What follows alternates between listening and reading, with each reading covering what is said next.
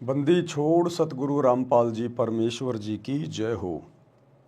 परमपिता परमात्मा सारी सृष्टि के रचनहार कुल मालिक असंख्य ब्रह्मांडों के स्वामी जगत गुरु तीनों लोकों में प्रवेश करके सबका भरण पोषण करने वाले राजाधिराज आत्माधार नाथों के नाथ देवों के देव महादेव सर्वेश्वर महेश्वर मृत्युंजय अजरो अमर आदि अनादि सनातनी प्रभु जगत पिता जगदीश्वर श्री श्री 1008 की उपाधि के वास्तविक अधिकारी अकाल मूरत शब्द स्वरूपी राम वासुदेव सर्वगतम ब्रह्म परम पूज्य प्रथम पूज्य परम संत परम पुरुष परम धनी परम दयालु सत्य कबीर हक्का कबीर अल्लाहु अकबर बाखबर अल्लाह ताला जगत के तारणहार जगत के मुक्तिदाता जगत के जगन्नाथ हारे के सहारे हिंदुओं के राम मुसलमानों के अल्लाह सिखों के वाहेगुरु ईसाइयों के मसीह दया के सागर दयानिधि करुणा के सागर करुणानिधि स्वयंभू परिभू संकट मोचन कष्ट हरण मंगल करण दुख भंजन अविगत कबीर निर्विकार निर्विषम परमात्मा अलय अलेख सतगुरु आदि अनादि सतगुरु असली मर्यादा पुरुषोत्तम असली राम असली कृष्ण असली घनश्याम असली मुरारी राजाओं के राजा महाराजाओं के महाराजा शहंशाहों के शहंशाह सम्राटों के सम्राट भगवानों के भगवान अल्लाहों के अल्लाह प्रभुओं के प्रभु मसीहाओं के मसीह सच्चे वाहिगुरु बाबाओं के बाबा पीरों के पीर सेठों के सेठ जगत सेठ सावलसा सेठ सर्वगुण संपन्न अनंत कोटि कलाओं के स्वामी अनंत कोटि ब्रह्मांडों के नायक योगियों में महायोगी ध्यानियों में महाध्यानी सिद्धों में परम सिद्ध ज्ञानियों में तत्व ज्ञानी ब्रह्म ज्ञानी महाज्ञानी परम ज्ञानी सर्वश्रेष्ठ ज्ञानी विज्ञानी युवा कबीर समरथ कबीर असमवात अमित ओझा सच्चे रहनुमा करीम अल्लाह सुभान अल्लाह दुनिया के अंतिम पैगंबर 8 सितंबर 1951 से गांव धनाना जिला सोनीपत हरियाणा भारतवर्ष की पावन भूमि पे प्रकट रियल कल की भगवान श्री नारायण साकार हरि श्री बाबा साहेब नूर अनंत परमात्मा संत श्रोमणी सतगुरु रामपाल जी परमेश्वर जी के चरण कमल में साध संगति से जुड़े हुए देश विदेश से आप और हम सभी सत्सेवक भाई बहनों का अनंत कोटि दंडवत।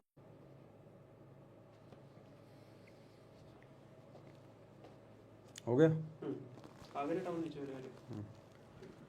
तो सौभाग्य है उन आत्माओं का जिनको कलयुग की बिचली पीढ़ी में सतगुरु मिल गया सत भक्ति मिल गई और परम सौभाग्य है उन आत्माओं को जिनको सतगुरु भी मिल गया सत भक्ति भी मिल गई और साथ में सुसंगति यानी साध संगति भी मिल गई, क्योंकि साध संगति सतलोक के लिए सतगुरु रामपाल जी भगवान का ट्रेनिंग सेंटर है। साध संगति से जुड़े बिना आप जी सतलोक की प्राप्ति नहीं कर सकते। ये कलयुग की बिचली पीढ़ी में परमात्मा की सुनियोजित प्लानिंग होती है साध संगतियां शुरू करवाना। साध संगति से ही सतगुरु रूप में धरती पे प्रकट कबीर परमेश्वर को पहचाना जा सकता है, दूसरा कोई तरीका नहीं है। जोर जबरदस्ती का काम इस भक्ति मार्ग में है नहीं, इसलिए परमात्मा ने केवल ज्ञान मार्ग चुना, ज्ञान को आधार बनाया कि ज्ञान को आधार बनाकर ही ये आत्माएं अगर सतगुरु को परमात्मा के रूप में हृदय से स्वीकार कर लेंगी तो ये आत्मा सतलोक के योग्य बन सकेगी, अन्यथा नहीं बने सकेगी।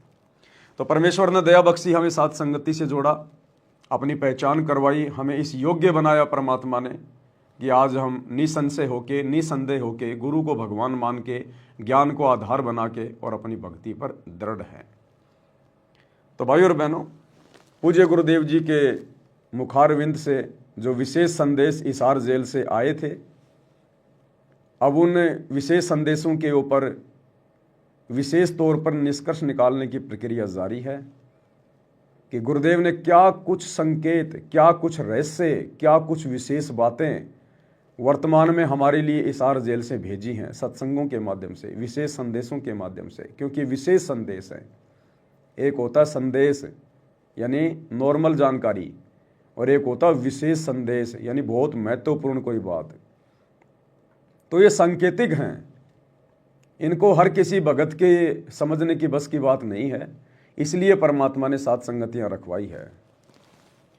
तो विशेष संदेश नंबर 11 का आज हमारा ये पार्ट नंबर 4 है, जिसके ऊपर अब हम आगे निष्कर्ष निकालेंगे गुरुदेव भगवान के आशीर्वाद से कि हमें किस प्रकार से भक्ति पर दृढ़ता मिले, हमारा विश्वास गुरुदेव के चरणों के प्रति दृढ़ हो। तो भाइयों और बहनों, हम आगे बढ़े। तो हम आगे बढ़ें उससे पहले दास अपने एक दोस्त से आपको मिलाना चाहेगा। हाँ जी, हमारे भी दोस्त हैं। तो पवन दास अपने एक दोस्त से आपको मिलाना चाहेगा। वैसे तो बहुत सारे दोस्त हैं, बहुत हैं, गिनती नहीं है। लड़कियां भी मेरी दोस्त हैं, लड़के भी मेरे दोस्त हैं, बहुत हैं मेरे दोस्त, बहुत बहुत बहुत, गिनती नहीं है। तो आज मैं आपको अपने एक दोस्त से मिला रहा हूं, फ्रेंड से। आपकी आत्मा खुश हो जाएगी, जी खुश हो जाएगा आपको। अब दोस्त का मुझे नाम तो पता नहीं, लेकिन आपको पता चल जाए तो आप देख लेना। तो ये मेरे बहुत ही अजीज, मेरे बहुत ही अच्छे प्रेमी हैं, मेरे दोस्त हैं। और ये 9 से 11 मार्च 2025 का जो इन सतलोक आश्रमों में गरीबदास जी का बोध दिवस मनाया जा रहा है, ये उसका प्रचार प्रसार करने में लगा हुआ, थोड़ा बिजी है अभी। तो मेरे दोस्त से आप सुन लीजिएगा एक बार क्या कह रहे हैं। गरीब अनंत कोटि ब्रह्मांड का एक रति नहीं बार, सतगुरु पुरुष कबीर है कुल के सिरजनहार। नमस्कार दोस्तों, जगत गुरु तत्वदर्शी नमस्कार दोस्तों, क्या कहा मेरे दोस्त ने? नमस्कार दोस्तों, नमस्कार दोस्तों। एक बार फिर सुन लीजिए, कहीं आपको गलतफहमी हो जाए। नमस्कार दोस्तों, जगत गुरु तत्वदर्शी संत रामपाल जी महाराज की नमस्कार दोस्तों। तो ये है मेरी दोस्त, माय फ्रेंड, मेरी सहेली। ये है मेरी सहेली। दोस्त का मतलब क्या होता है? सहेली, फ्रेंड, जिगरी यार। तो ये है मेरा जिगरी यार। शकल देख लो एक बार अच्छे से। और एक नहीं, इसके जैसी बहुत है मेरी फ्रेंड। ऐसी ऐसी मेरी ना जाने कितनी सहेलियां हैं, मेरे कितने फ्रेंड हैं। क्या कह रही है? नमस्कार दोस्तों। किसको कह रही है? जो जो इसका वीडियो देखेगा वो इसका दोस्त है, इसलिए कह रहा हूं कि ये मेरी दोस्त है। ये आपकी भी दोस्त है। अब हजारों ने ये वीडियो देख लिया, देख रहे हो, आगे भी देखोगे। तो जितने भी व्यक्ति इसका वीडियो देखोगे, आप सब इसके दोस्त बनते चले जाओगे। दोस्त, फ्रेंड, इसके प्रेमी, जिगरी यार। तो ये दोस्त है मेरी। और ऐसी ऐसी ना जाने सतलोक आश्रमों में कितनी सहेलियां मेरे कितने दोस्त हैं जो रोजाना वीडियो बनाती हैं। वो जवान जवान लड़कियां, वो माता बहनें, बूढ़े बूढ़े, कि नमस्कार दोस्तों, नमस्कार दोस्तों। तो सब हमारे दोस्त हैं भाई। किसको कह रही है दोस्ती है? सोशल मीडिया पे डाल रही है।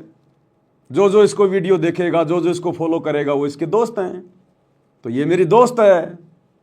ये मेरी गुरु बहन नहीं है, ये मेरी दोस्त है।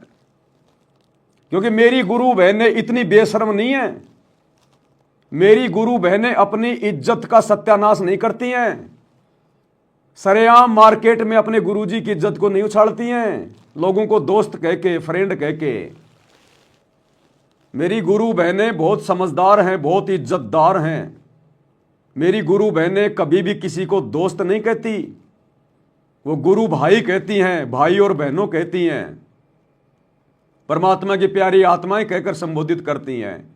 दोस्त कहकर मेरी गुरु बहनें संबोधित नहीं करती। बेशरम, बेहया, जिनकी खुद की इज्जत नहीं, जिनको खुद को 2 कौड़ी का ज्ञान नहीं, उनके माता पिता के संस्कार ऐसे घटिया, उनके भगत भाई बहनों के संस्कार, जिन आश्रमों से वो जुड़ी है, उनके संस्कार इतने घटिया, वो औरतें कहती हैं नमस्कार दोस्तों, नमस्कार दोस्तों। कितने दोस्त हैं इसके? अरे इसके कितने दोस्त हैं हिंदुस्तान में, पता ही नहीं है।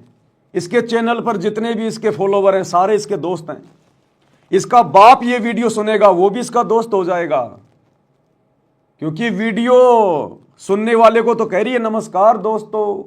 इसका भाई सुनेगा, वो भी इसका दोस्त हो गया। इसका मामा सुनेगा, वो भी इसका दोस्त हो गया। इसका फूफा सुनेगा, वो भी इसका दोस्त हो गया। और इसका गुरु सुनेगा तो इसका गुरु भी इसका दोस्त हो गया।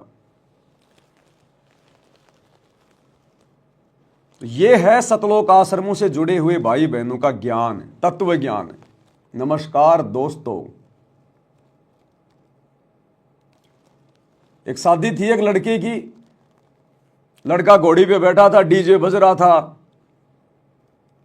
सामने लड़के की बुआ नाच रही, लड़के की माँ भी नाच रही, लड़के की बहन भी नाच रही, और गाना चल रहा, आज मेरे यार की शादी है, यार की शादी है, मेरे दिलदार की शादी है, आज मेरे यार की शादी है।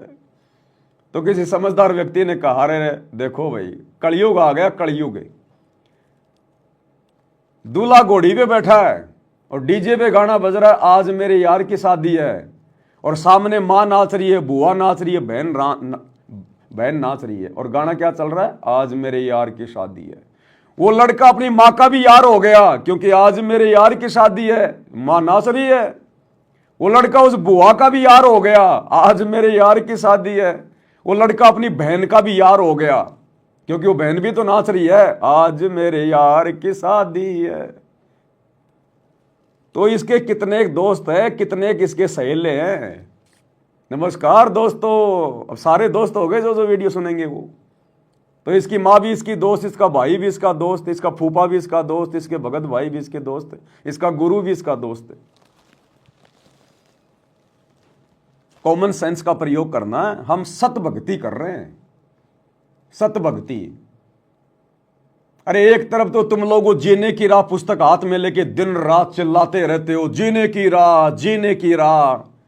अरे खुद तो जीना सीख लो एक बार।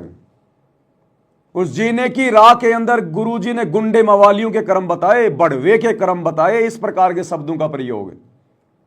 जो बढ़वे होते हैं, जिनके माँ बाप से जिनको अच्छे संस्कार नहीं मिलते हैं, जिनकी परवरिश ऐसे झुग्गी झोपड़ियों में होती है, जिनको कोई संस्कार देने वाला नहीं होता, वो लोग इस प्रकार के शब्दों का प्रयोग करते हैं। नमस्कार दोस्तों, जो लोग ज्ञानहीन हैं, जिनको आध्यात्मिक ज्ञान नहीं है, वो लोग इस प्रकार के शब्दों का प्रयोग करते हैं। नमस्कार दोस्तों, और वो भी एक भगत होकर, और वो भी लेडीज होकर। शर्म नहीं आई इसको? इसको क्या शर्म आएगी बेचारी को? इसके जैसे तो लाखों हैं सतलोक आश्रमों में, जो सारा दिन हेलो दोस्तों, हेलो दोस्तों, हेलो दोस्तों। क्यों?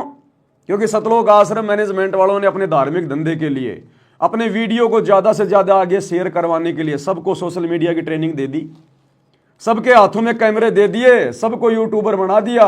अब ये लोग गुरुजी का ज्ञान प्रचार कम और भंडारों का ज्यादा कर रहे हैं, और खुद की प्रसिद्धि ज्यादा फैला रहे हैं। नमस्कार दोस्तों, हेलो दोस्तों, कैसे हो दोस्तों? अरे मेरी दोस्त मैं बिल्कुल एक नंबर का हूं, तू बता कैसी है?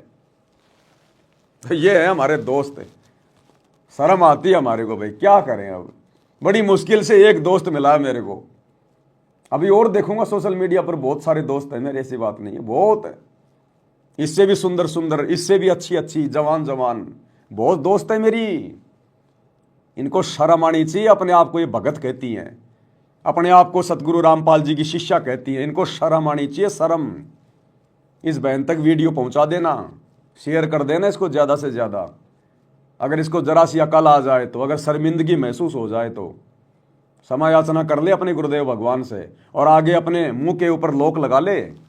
अगर बोले तो सत्साई भाई और बहनों, ये नमस्कार दोस्तों क्या है? ये जगत की भाषा है, गुंडे मवालियों की भाषा है, कुसंस्कारी बच्चों की भाषा है ये। तो गुरुदेव ने क्या सिखाया हमारे को 30 वर्षों में? और गुरुदेव के परिवार ने देखो इनको बेचारियों को, इनको कौवे बना दिए। कौवे, कोयल की भाषा नहीं है नमस्कार दोस्तों, ये कौओं की भाषा है। तो थोड़ा विचार करना पड़ेगा भाई और बहनों। हम परम संत के बच्चे हैं, हम किसी ऐरे गहरे नथु बैरे आचार्य शंकराचार्य के भगत नहीं है। गुरुदेव भगवान अपने सत्संगों में कहते हैं कि बच्चों, भक्ति मार्ग में आने के बाद भगत का उठना, बैठना, बोलना, चलना, हर एक चीज के ऊपर भगत को विचार करना चाहिए। क्योंकि आपको पूरी दुनिया देखेगी आने वाले समय में, आपको पूरी दुनिया सुनेगी, क्योंकि आने वाले समय में आपके गुरु का ही ज्ञान चलेगा। तो लोग क्या सोचेंगे फिर, क्या समझेंगे फिर लोग, कि जब सतगुरु रामपाल जी के भक्तों को बोलना नहीं आता, जब इनको बोलने की तमीज नहीं है, कि किस प्रकार से शब्दों का मुंह से उच्चारण करना चाहिए। अब कोई 80 साल का बूढ़ा इसका वीडियो देखेगा, वो भी इसका दोस्त हो गया। इसका बाप देखेगा, वो भी इसका दोस्त हो गया। कोई ऐरा गहरा नथु बहरा देखेगा, कोई गुंडा शराबी देखेगा, कोई नशेड़ी देखेगा, वो भी इसका दोस्त हो गया। कितने दोस्त हैं इसके। जबकि गुरुदेव ने क्या बताया कि नाम दीक्षा लेने के बाद भगत का उठना, बैठना, बोलना, चलना सभ्य होना चाहिए, लगना चाहिए कि ये भगत है। क्या कह रहे हैं गुरुदेव भगवान। तो पुण्यात्माओं, ऐसे सत्संग में आने से इस प्रकार की समस्याओं का समाधान होता है, लेकिन असर उनका है जो पुण्यात्मा होती हैं। ये पत्थर और बांस के जैसे प्राणियों का नहीं हुआ करती। जिस घर में नाम इस सतपुरुष का और उस घर में लड़ाई, फिर उनका असर ना हो रहा है, वो तो पत्थर कैसे है, माड़ी सी घर्षण लग दे चिंगारी पाटे हैं। पुण्यात्माओं, इसके अंदर हमने परिवर्तन बहुत करना पड़ेगा। हमारे बोलने और बतलाने में, चलने और उठने और बैठने और निगाह दृष्टि में भी साधुता आनी चाहिए। एक तो चटक मटक करके चले, एक सीधा सा जैसे बिल्कुल भक्त संत चला करते हैं। उठने और बैठने में भी कहीं बकवाद नजर नहीं आवे, देखने में भी कोई ऐसी त्रुटि संत की दृष्टि में नहीं होनी चाहिए, भगत की में। तो हम सत्संगी हैं, अन्यथा हम केवल नाम उपदेश है, असर कति नहीं। तो गुरुदेव कह रहे भगत के तो उठने, बैठने, चलने में, बोलने में, भगत की हर क्रिया में साधुता नजर आनी चाहिए। साधुता कि ये भगत है वास्तव में। और वही जगत वाले काम दुनिया भर के यूट्यूबर छोटे छोटे वीडियो रील बना के दुनिया भर के दिन में डालते रहते हैं गंदगी। हेलो दोस्तों, hello friend, how are you. और हम भगत होके भी नमस्कार दोस्तों, नमस्कार दोस्तों। क्या ये बड़ुओं जैसी भाषा। आप भगत हो, बड़वे नहीं हो। बड़वे बनना चाह रहे तो बात अलग है। और बड़वे बनना तो फिर सतगुरु रामपाल जी की आड़ मत लो, फिर बाहर जाके बड़वागिरी करो, अपने आप हो जाओगे प्रसिद्ध दुनिया में। तो गुरुदेव कह रहे हैं जिस घर में नाम सतपुरुष का और उस घर में झगड़ा, वो भगत नहीं है। फिर अब यहां भक्तों को शंका हो जाएगी कि भाई मैं तो अकेला उपदेशी हूं और मेरे घर में तो रोजाना ही झगड़ा होता है, मेरे को भक्ति नहीं करने देते। कभी मेरी पत्नी लड़ती है, कभी मेरा पिता लड़ता है, कभी मेरी माँ लड़ती है। देखो भाई और बहनों, गुरुदेव यहां उस परिवार के लिए कह रहे हैं जो पूरा परिवार उपदेशी है, सबने नाम ले रखा है और उसके बाद भी छोटी छोटी बातों पे लड़ाई झगड़ा करते हैं, मनमुटाव करते हैं, खींचातानी करते हैं, तो वो हैं कंजर। वो भगत नहीं है, फिर वो कंजर बताए गुरुदेव ने, जो नाम उपदेश लेने के बाद भी लड़ाई झगड़ा करते रहते हैं। उनके ऊपर फिर ज्ञान का असर नहीं हुआ, वो कंजर हैं, कंजर। और परिवार में आपने अकेले ने नाम ले रखा है, बाकी सब आपके विरोध में हैं और वो जबरदस्ती आपके साथ में लड़ाई झगड़ा करते हैं, तो उसमें आपका दोष नहीं है। उस परिवार के लिए नहीं कहा गुरु जी ने। पूरा परिवार उपदेशी और फिर भी लड़ाई झगड़ा, वही पहली वाली बातें, खेचा ताणी, मन मुटाव, राग द्वेष, तो फिर वो कंजर परिवार है, वो भगत परिवार नहीं है। तो भाई और बहनों, हम सत्सेवकों ने तो शिक्षा लेनी है, शिक्षा। ये इस प्रकार के उदाहरण जो हमारे सामने आ रहे हैं ना इन भगत भाई बहनों के, जो आश्रमों से जुड़े हुए हैं, तो आप और हमने तो शिक्षा लेनी है। और ज्यादा हमने समझदार होकर चलना है कि हम कभी भी किसी भी प्रकार से ना तो समाज की नजरों में गिरें और ना अपने गुरुदेव की नजरों में गिरें। और हम भक्तों से, सत्सेवकों से उठने, बैठने, बोलने, चलने में, निगाह दृष्टि में कोई भी ऐसी गलत क्रिया ना हो जाए, क्योंकि दुनिया तो बहुत देर में देखेगी, भक्तों को तो बहुत बाद में चलेगा भगत ने क्या गलती कर दी। लेकिन अंतर्यामी सतगुरु जो हमारे घट में बैठा है, हम उससे कैसे छुपा लेंगे। मेरे पर्दे के महल में पिया जी और तुमसे कैसे छुपा लूं जिया जी। जीतादास जी ने अपने गुरुजी के लिए कहा था कि मेरे पर्दे के महल में पिया जी, कि हे मेरे गुरुदेव, आप तो मेरे हृदय में बैठे हो, आपसे मैं क्या छुपा सकता हूं। तो हमने दुनिया को देख के नहीं चलना, हमने समाज को देख के नहीं चलना। हमारा गुरु क्या सोचेगा, हमारा गुरु क्या कहेगा। हम किसकी नजरों में सबसे पहले गिरते हैं? अपने गुरु की नजरों में। क्योंकि गुरु को दिखाने की जरूरत नहीं, गुरु को बताने की जरूरत नहीं। अंतर्यामी एक तुम आत्म के आधार, जो तुम छोड़ो हाथों में कौन उतारे पार। तो हमने तो इस बात से डरकर, भयभीत होकर कि अगर मेरा गुरु नाराज हो गया मेरी किसी भी क्रिया से तो क्या बनेगा मेरा तो जीवन नरक बन गया, सत्यानाश हो गया भक्ति का। और एक बार यदि गुरु नाराज हो गया तो फिर कहते हैं रहीमन धागा प्रेम का मत तोड़ो छिटकाए, टूटे से फिर ना जुड़े, जुड़े तो गांठ पड़ जाए। फिर वो अर्जुन सर्जुन वाली सी बात हो जाएगी कि भैया कितना ही रो लो, कितना ही धो लो, कितने पैर पकड़ लो, अब तुम मेरे इस शरीर से पार नहीं हो सकते। तो 250 वर्ष उनको फिर से इंतजार करना पड़ा और गरीबदास जी के रूप में दोबारा से कबीर परमात्मा आए, तब उनको नाम दिया। और उस जन्म में भी पार नहीं हो पाए क्योंकि वो पार होने का समय नहीं था। अब अर्जुन सर्जुन का जन्म होगा या हो चुका होगा, और इस जन्म में भी यदि वो गुरु को परमात्मा मान के भक्ति करेंगे, मन में जरा सा भी दोष पैदा नहीं करेंगे, तो कहीं जाकर उनकी बात बनेगी। एक उदाहरण पेश किया गुरुदेव ने कि अपने गुरुजी को शिक्षा देना, अपने गुरुजी को सलाह देना, अपने गुरुजी को मानुष मानना कितना महंगा पड़ता है। 250 साल तक उन्होंने उसी शरीर में दुख झेले। आज 60-70 साल के बाद आदमी का जीना मुश्किल हो जाता है, और 250 साल उन्होंने बुढ़ापा काटा केवल एक गलती, गुरु को शिक्षा देना, गुरु को मानुष माना। तो गुरुजी हमें शिक्षा दे रहे हैं अर्जुन सर्जुन के माध्यम से बिचली पीढ़ी वालों को कि ऐसी गलती मत कर देना तुम इस कलयुग की बिचली पीढ़ी में, अपने गुरु को मानुष मत मान लेना। गुरु मानुष कर जानते वो नर कहिए, अंधे हुए दुखी संसार में आ गए हम के फंदे। तो हमने शिक्षा लेनी है भाई।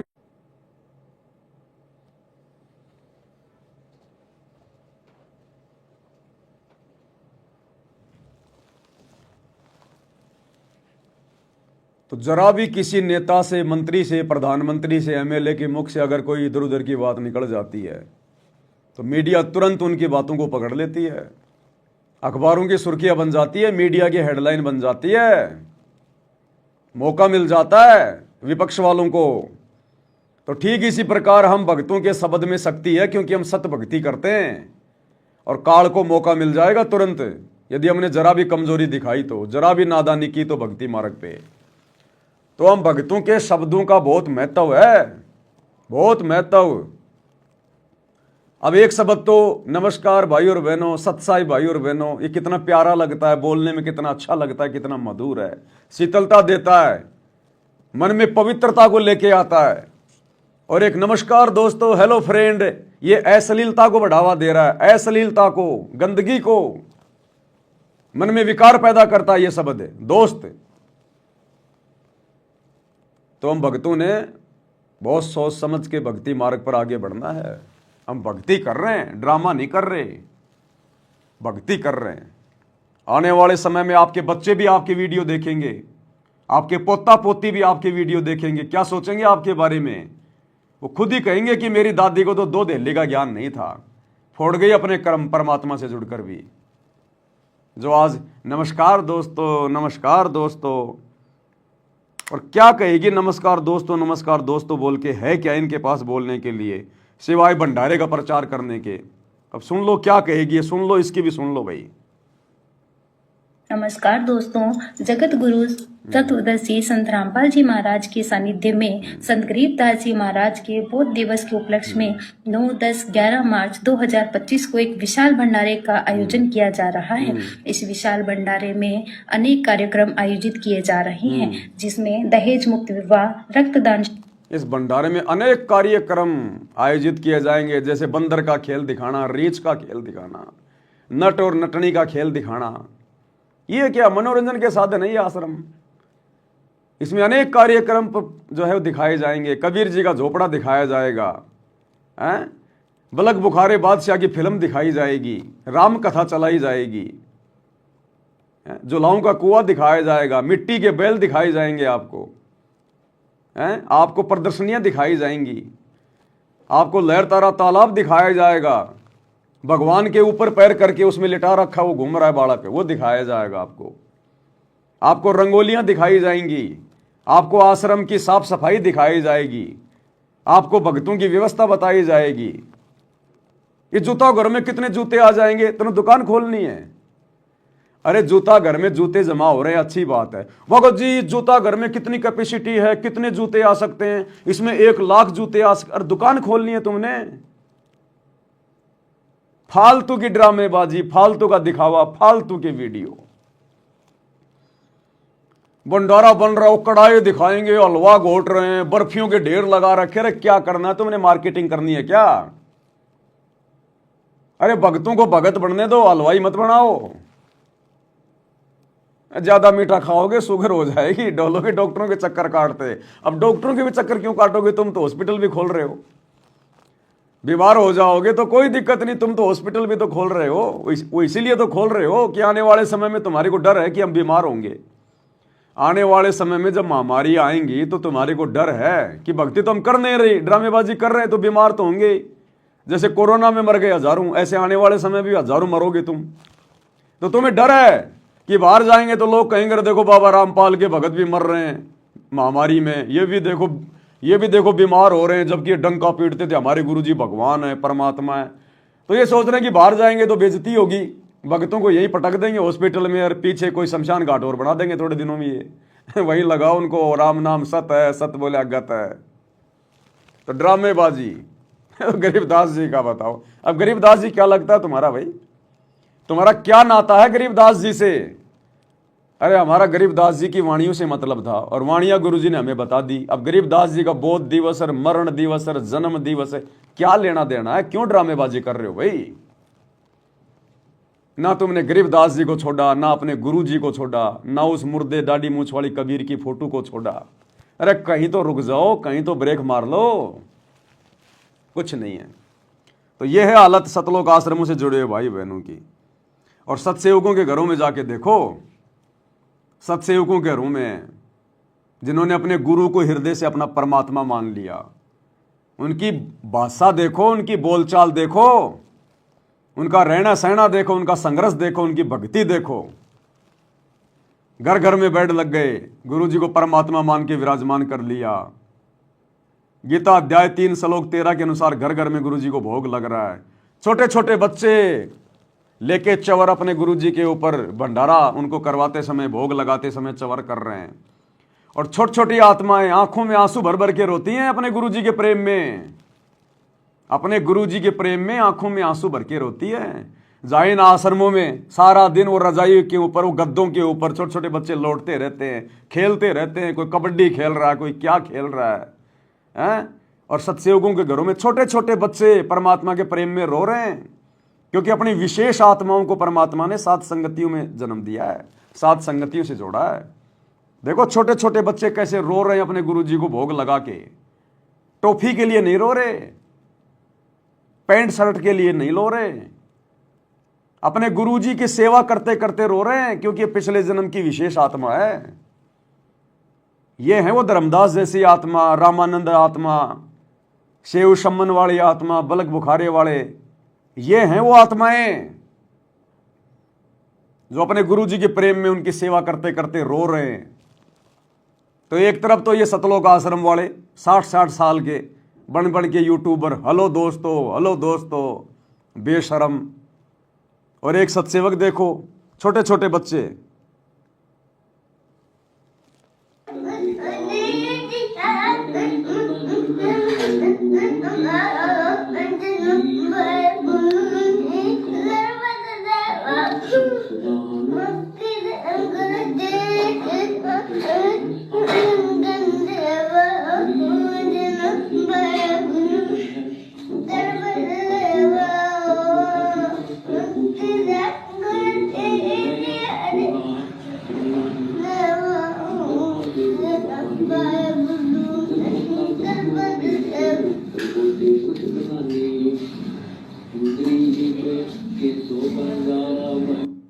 देखो कैसे अपने गुरु जी के प्रेम में रो रहे हैं छोटे छोटे बच्चे अपने गुरु जी को भोग लगाते समय। हम विनती करते जी, गुरु जी थारे आ गए, साहिब थारे आ गए। तो कहाँ है परमेश्वर की विशेष आत्माएं, श्रेष्ठ आत्माएं? इन आश्रमों में नहीं है। अरे आश्रमों में आने वालों के माँ और बाप बिगड़ गए तो उनके बच्चे कहां से सुधरेंगे? अरे जिनके माता पिता बिगड़े हुए हैं उनके बच्चे कहां से सुधर जाएंगे? बकवादें होती हैं, बकवादें, प्यार प्रेम की बातें, शादियों की बातें, अश्लील बातें, ड्रामेबाजी, मोबाइल ले लेके सेल्फियां खींचते रहेंगे वहां। जगत वालों को घुसेड़ दिया भक्तों के बीच में, है कोई वहां पे कोई शुद्धता? इसलिए परमात्मा ने सात संगतियां शुरू करवाई, अपने मिशन को गति देने के लिए। अपनी प्यारी आत्माओं को परमात्मा ने छांट लिया और जो गंदगी, जो कूड़ा करकट है, वो उन आश्रमों में छोड़ दिया। इसलिए भाई और बहनों, सात संगतियों की आवश्यकता पड़ी, नहीं तो परमात्मा ने कोई जरूरत नहीं थी सात संगतियां शुरू करवाने की। तो आगे बढ़ते हैं। विशेष संदेश नंबर 11 का पार्ट नंबर आज 4 है। गुरुदेव हमें और क्या समझा रहे हैं, किस प्रकार से एक नेक भगत बनने की शिक्षा दे रहे हैं, कौन कौन सी गलतियां करेंगे तो हम नुकसान उठाएंगे, क्या बता रहे हैं गुरुदेव? तो बच्चों, अब इस समय को संभालो और इस परमात्मा की समर्थता से परिचित हो जाओ। इस गंदे लोक ने अच्छी तरह समझ लो। यहां तुम नहीं रह पाओगे और एक अंदर कसक बनाए रखो नारी कि ठीक है, जब तक यहाँ है खूब परिवार में मिलकर रहो और सब ना अपने मालिक की बातों में वो जाकर रखो और गप्पे कम मारो। और गप्पे मारने की बकवाद पे मतलब की है अपना, जब टाइम लगा मालिक की चर्चा शुरू करते, कोई कथा देख ले, कोई वैसे भाई बहन की चर्चा करो, देखो उनको इतना दुख था, मालिक की दया से इतना सुख होगा। इससे ये मन का लगाम डली रहेगी। यदि तुम सत्संग सुनने के बाद फिर बाद में वही अपने गृहस्थी बेत की बातें करती हो, फोन पर बैठ कर करते रहते हो, फलाने से मर ले, दकने से कर ले, तो इनसे मालिक राजी नहीं होगा, आपको कष्ट शुरू हो जाएगा। सब जानते हैं अंतर्यामी परमात्मा। ये ना सोचो हिसार जेल में बैठ गए तो ये कैद हो गए। वर्तमान में संगत में जो चल रहा है 90%, जो बकवादें चल रही हैं, उन बकवादों के आधार से अंतर्यामी भगवान हिसार जेल से बैठ के कह रहा है कि फालतू में इधर उधर घूमने से, कहीं हांडने से अच्छा है गुरु जी की अपनी कोई कथा सुन लो, अपने किसी भगत भाई बहन से परमात्मा की कोई चर्चा कर लो, अपने रिश्तेदारों से बात करने से अच्छा है गुरु जी का सत्संग सुन लो, इधर उधर धक्के खाने से अच्छा है। ये बकवाद छोड़ो, नहीं तो फिर वही समस्या वापस आ जाएंगी तुम्हारे सामने, फिर वही दुख शुरू हो जाएंगे। तो अंतर्यामी को सब पता है, ये अंधा नहीं है, पागल नहीं है, ये सब देख रहा है, सारी राम कहानी देख रहा है। यही देखने के लिए तो जेल में जाके बैठा है कि मेरे सामने तो बकवाद ये करते नहीं और मेरे पीछे से देखता हूं कौन कौन बकवाद करेगा, कौन कौन ज्ञान को आधार बना के चलेगा। तो ये देखने के लिए, हमारी परीक्षा लेने के लिए तो जेल में बैठा है। और आज जेल में बैठकर सब कुछ देखकर सत्संग के माध्यम से बाहर संदेशा भेज रहा है कि मैं सब कुछ देख रहा हूं तुम्हें, तुम ये ना सोचना कि मुझे पता नहीं है। तो सारी बातें कह दी गुरु जी ने कि तुम थोड़ी बहुत देर सत्संग सुनते हो, उसके बाद में वो इधर उधर की बातें शुरू कर देते हो, रिश्तेदारों से बातें तुम जो है शुरू कर देते हो। क्या काम आई तुम्हारी वो बातें? अरे 2 किलो हलवा बनाया, थोड़ी देर में एक मुट्ठी उसमें बालू रेत की डाल दी, क्या काम आया? आधा घंटा 1 घंटा सत्संग सुना, तुम्हारे भाव बने और 2 मिनट बाद में अपनी बुआ से बात करने लग गया, अपनी मामी से बात करने लग गया, फिर वही दुनिया भर की इधर उधर की बातें, फिर तूने अपने मन को गंदा कर लिया। तो ये भैया, ये गंदी राजनीति में जाना, नेताओं के पीछे धक्के खाना, जाटों के आरक्षण में जाना, गुंडों की सीबीआई जांच करवाना, जाटों की धर्मशाला बनवाना, स्टेडियम बनवाना, ये बकवादें हैं, बकवादें। ये दुनिया वालों को आश्रमों में बुलाना, जबरदस्ती निमंत्रण दे दे के भक्तों का ध्यान बटाना। अब वो नेता लोग आएंगे, साथ में 10-12 और आएंगे, हैं, किसी ने क्या पहन रखा है, कोई क्या खा रहा है, कोई क्या कर रहा है, कोई क्या बात कर रहा है। अब पूरी पब्लिक उनकी तरफ देखने लग जाती है जैसे कोई प्रधानमंत्री आ गया हो, क्योंकि संगत को भी तो अब इतना ज्ञान नहीं है ना, संगत भी तो देखा देखी में जुड़ी हुई है। तो उन लोगों को देख के फिर संगत भी फिर वैसे ही विचार आएंगे, वो भी उसी दादागिरी में चल पड़ती है। तो गुरुदेव कह रहे हैं फिर बाद में दुख उठाओगे, परेशानियां उठाओगे, तुम्हारा बाप तुम्हें एक नेक भगत बनाने के लिए जेल में जाके बैठा है ताकि तुम सुधर जाओ। ये परीक्षा चल रही है, इसमें अच्छे से इसमें आंसर दे दो। जब रिजल्ट आएगा ना तब पता चलेगा, रोओगे फिर सर पे हाथ रख के। तो स्पष्ट कर दिया गुरुदेव ने कि ये ना सोचना मैं जेल में बैठा हूं, मुझे कुछ पता नहीं है बाहर क्या हो रहा है। ये परीक्षा चल रही है इसलिए कुछ नहीं बोल रहा, चाहे कोई सही लिखो चाहे कोई गलत लिखो।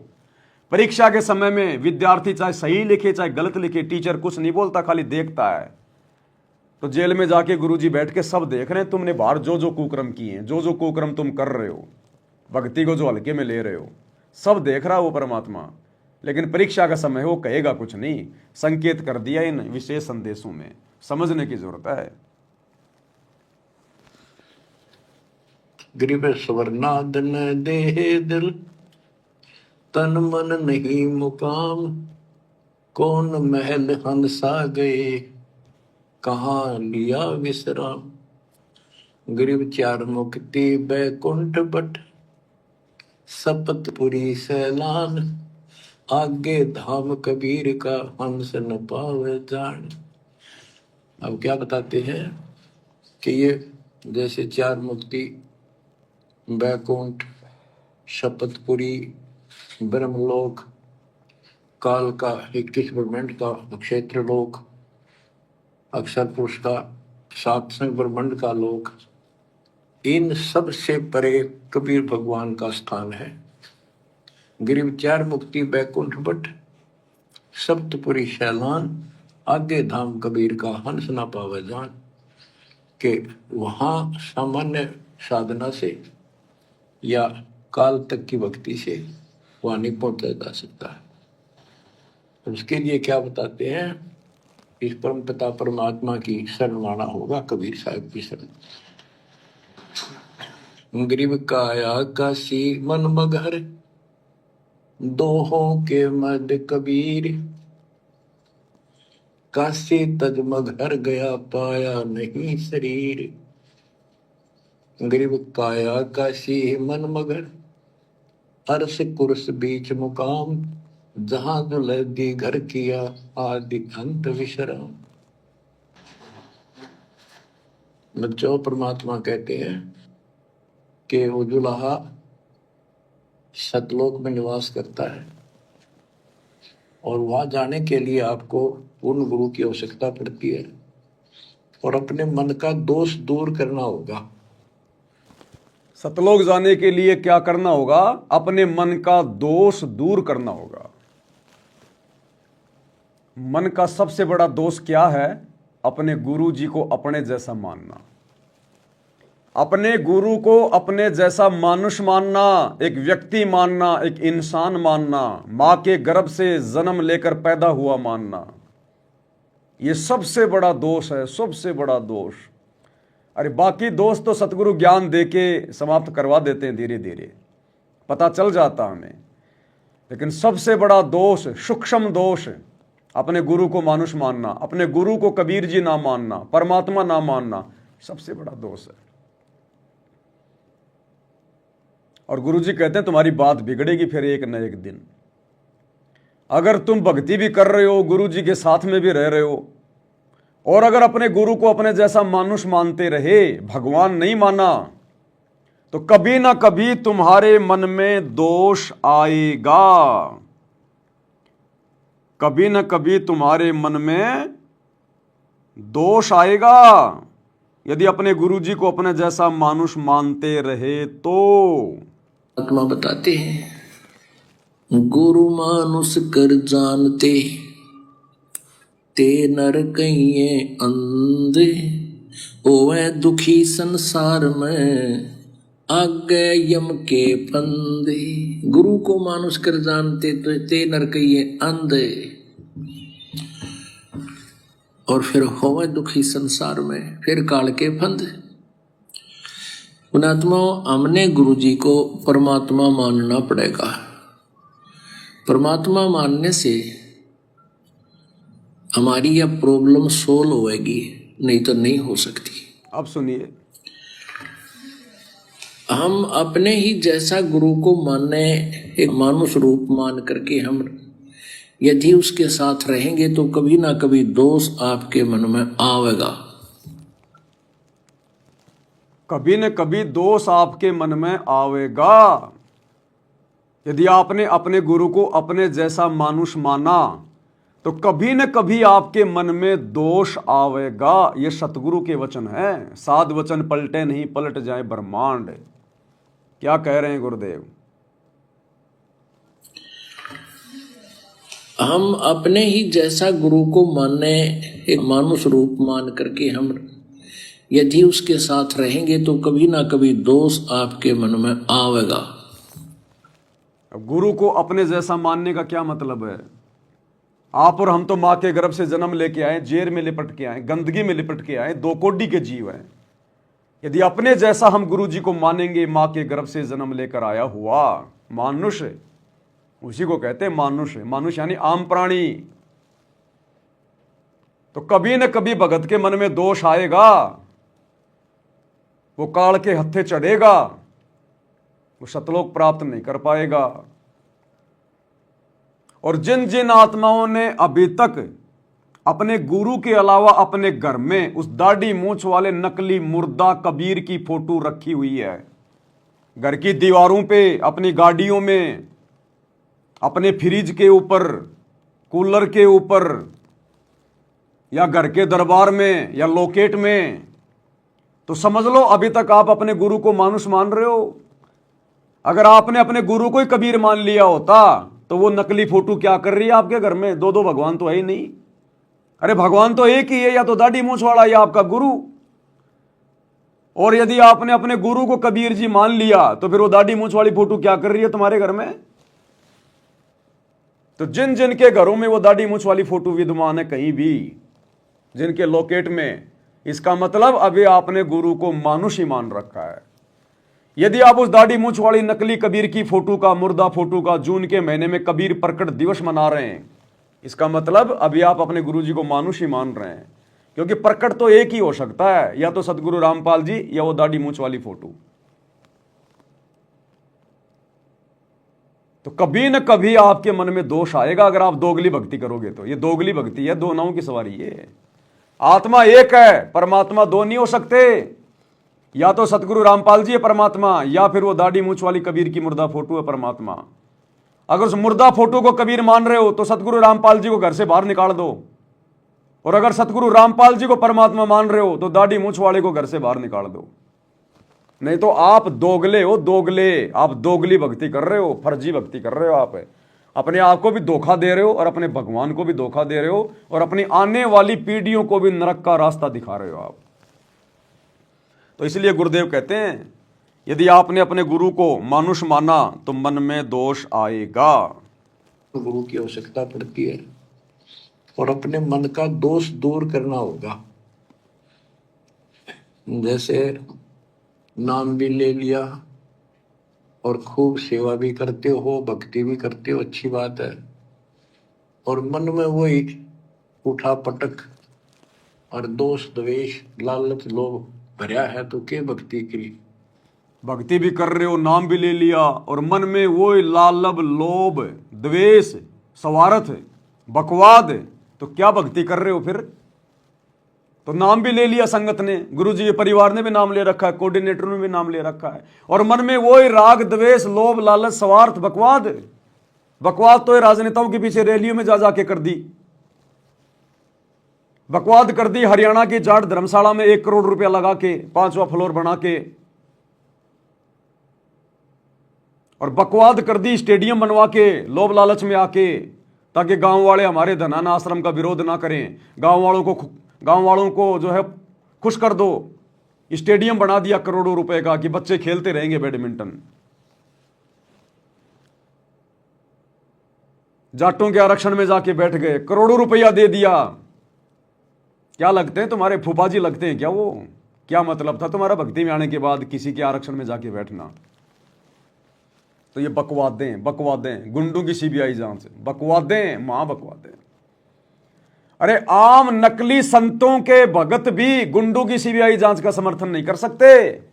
बता दो, उस राजस्थान के गैंगस्टर आनंदपाल सिंह की सीबीआई जांच का समर्थन किसी भी संत ने किया हो तो किसी भी संत के भक्तों ने किया हो तो, और नालायकों तुम कहते हो कि हम तत्वदर्शी संत के भगत हैं, और तुम जाके उसकी रैलियों में बैठ गए, उनके धरने में जाके बैठ गए राजपूत करणी सेना के साथ में। तुम्हारी बुद्धि में कीड़े चल रहे हैं, कीड़े, काल बैठा है तुम्हारी बुद्धि पे। बता दो किसी भी संत ने हरियाणा के जाट आरक्षण का समर्थन किया हो तो। अरे संत अगर इस काल के लोक में आरक्षण के लिए लड़ाई लड़ेंगे तो अपने भक्तों का क्या क्या खाक मोक्ष करवाएंगे। तो तुमने हर जगह गुरुजी का नाम बदनाम किया, हर जगह ये इतिहास बन गए। आने वाले समय में ये समाज तुम्हारी धोती सी धोएगा तुम्हारी, तुम बोलने के लायक नहीं रहोगे आने वाले समय में, क्योंकि गुरुजी तो आने वाले समय में सब बातों से अपना पल्ला झाड़ लेंगे कि भैया मैंने कोई आदेश नहीं दिया, मैंने जो आदेश दिया वो मेरे सत्संगों में देख लो, सुन लो, इसके अलावा कोई आदेश नहीं है मेरा। फिर कहां जाओगे?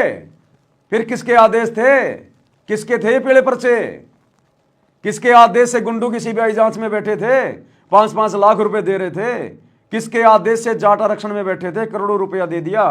किसके आदेश से जाटों की धर्मशाला बनवा रहे हो, स्टेडियम बनवा रहे हो, बकवादे कर रहे हो, हॉस्पिटल खुलवा रहे हो? किसके आदेश से? गुरुजी तो पल्ला झाड़ेंगे भैया, क्योंकि वो परम संत है। अगर उसकी बातें दोगली हो गई तो धरती पे कोई उसकी भक्ति नहीं करेगा। एक तरफ गुरुजी कह रहे हैं कि मेरे भगत ने मोबाइल में वीडियो गेम भी नहीं देखना, कोई ताश खेल रहा है उसके पास भी नहीं बैठना, और यदि वही गुरु एक तरफ अगर स्टेडियम बनवा रहा है तो वो गुरु दोगला है। उस गुरु की भक्ति फिर दुनिया नहीं करेगी। एक तरफ गुरु कह रहा है कि जगतकार भगत का 36 का आंकड़ा है, साधु सेती कि दुनिया सेती, दोस्ती पड़े भजन में भंग, और यदि वही गुरु गुंडों की सीबीआई जांच का समर्थन करने का आदेश दे रहा है, उनके रैलियों में जाने का आदेश दे रहा है, तो वो गुरु दोगला है। उस गुरु की भक्ति आने वाले समय में दुनिया नहीं करेगी। एक तरफ गुरु कह रहा है कि भक्ति का और राजनीति का कोई संबंध नहीं है, ये तो हानि का सौदा है भक्ति में राजनीति, और यदि वही गुरु तुम भक्तों से कभी कांग्रेस को और कभी बीजेपी को वोट डलवा रहा है तो वो गुरु दोगला है, वो गुरु नहीं है। फिर आने वाले समय में दुनिया उसकी भक्ति नहीं करेगी। तो ये वर्तमान समय परीक्षा का समय था, और संगत धोखा खा गई, धोखा ज्ञान को आधार ना बना के, और गुरु की आड़ में तुम लोगों के कर्म फुड़वा दिए गुरु के परिवार ने, इन कोऑर्डिनेटरों ने। अन्यथा एक भी माई का लाल, मैं चैलेंज करता हूं, ये पवन दास चैलेंज करता है, एक भी माई का लाल सतलोक आश्रमों से जुड़ा हुआ कोई कोऑर्डिनेटर, कोई भी संगत वाला, मुझे सतगुरु रामपाल जी का एक भी वो आदेश दिखा दो ऑडियो में, वीडियो में, जिन्होंने 2019 में कांग्रेस सरकार को वोट डालने का आदेश दिया हो, या 2024 में बीजेपी सरकार को वोट डालने का आदेश दिया हो, या हरियाणा के जाट आरक्षण में जाके बैठने का आदेश दिया हो, या आनंदपाल जैसे गुंडे की सीबीआई जांच करवाने का आदेश दिया हो, या धनाना का स्टेडियम बनाने का आदेश दिया हो, या अयोध्या में भंडारा लगाने का आदेश दिया हो, या इन आश्रमों में दुनिया भर का पाखंड करने का, ये कबीर का झोपड़ा बनाना, लहर तारा तालाब बनाना, जुलाओं का कुआं बनाना, आश्रम में रंगोलियां बनाना, ये मिट्टी के गधे और बैल बनाना, एक भी माई का लाल चैलेंज करता हूं, अगर असल बाप की पैदाइश हो, अगर असल में तुमने अपनी मां का दूध पिया है और अपने आप को संत रामपाल जी का भगत कहते हो, एक भी माई का लाल मुझे कोई भी आदेश दिखा दो मेरे गुरु का। फिर किसके आदेश से कर रहे हो तुम ये बकवाद? अरे किसके आदेश से कर रहे हो फिर ये बकवाद, जब तुमने अपने गुरु के मुंह से सुना ही नहीं, तुम्हारे गुरु का किसी भी सत्संग में कोई आदेश ही नहीं। इसको कहते काल प्रेरणा। काल प्रेरणा, काल की भांग का नशा चढ़ रखा है, तुम्हें पता ही नहीं है कि हम क्या कर रहे हैं। तुम्हें चाहे कोई गधे पे बैठा दो गुरु जी का नाम लेके, चाहे कोई हाथी पे बैठा दो, तुम्हें असर ही नहीं पड़ता। तो ऐसे बाखबर को परमात्मा ऊपर नहीं लेके जाता। फिर ऐसे बेखबर परमात्मा के योग्य नहीं है। अरे जिनको गू का और गोबर का नहीं पता कि गू का टेस्ट कैसा होता है और गोबर का टेस्ट कैसा होता है, उनको चाहे कोई गू खिला दो चाहे गोबर खिला दो, उनको पता ही नहीं है। चाहे आश्रम में भंडारा लगा दो और चाहे अयोध्या में राम मंदिर में भंडारा लगा दो, इनको पता ही नहीं चलता हम क्या कर रहे हैं। तो ऐसे भक्ति नहीं चलेगी। यही बात कह रहे हैं गुरुदेव भगवान। ये नाम भी ले लिया और फिर बकवाद वही नहीं चलेगा। और खूब सेवा भी करते हो, भक्ति भी करते हो, अच्छी बात है। और मन में वही उठा पटक और दोष द्वेष लालच लोभ भरा है तो के भक्ति करी? कुछ नहीं। एक समय की बात है, गोपीचंद तथा भर्तरी ये दोनों राजा थे। गोपीचंद और भर्तरी दोनों राजा थे। कथा सुना रहे हैं गुरुदेव। उन्होंने राज्य भी त्याग दिया, गुरु से नाम भी ले लिया गोरखनाथ से, लेकिन लोभ लालच फिर भी नहीं छूटा। किसी ने पान खा के थूक रखा था, चांदनी रात में चमक रहा था, उसने लाल समझ के हाथ मारा उस पे। बोला यार भाई तू राज्य छोड़ के आ गया हैं, और तेरी नीयत फिर भी वही है।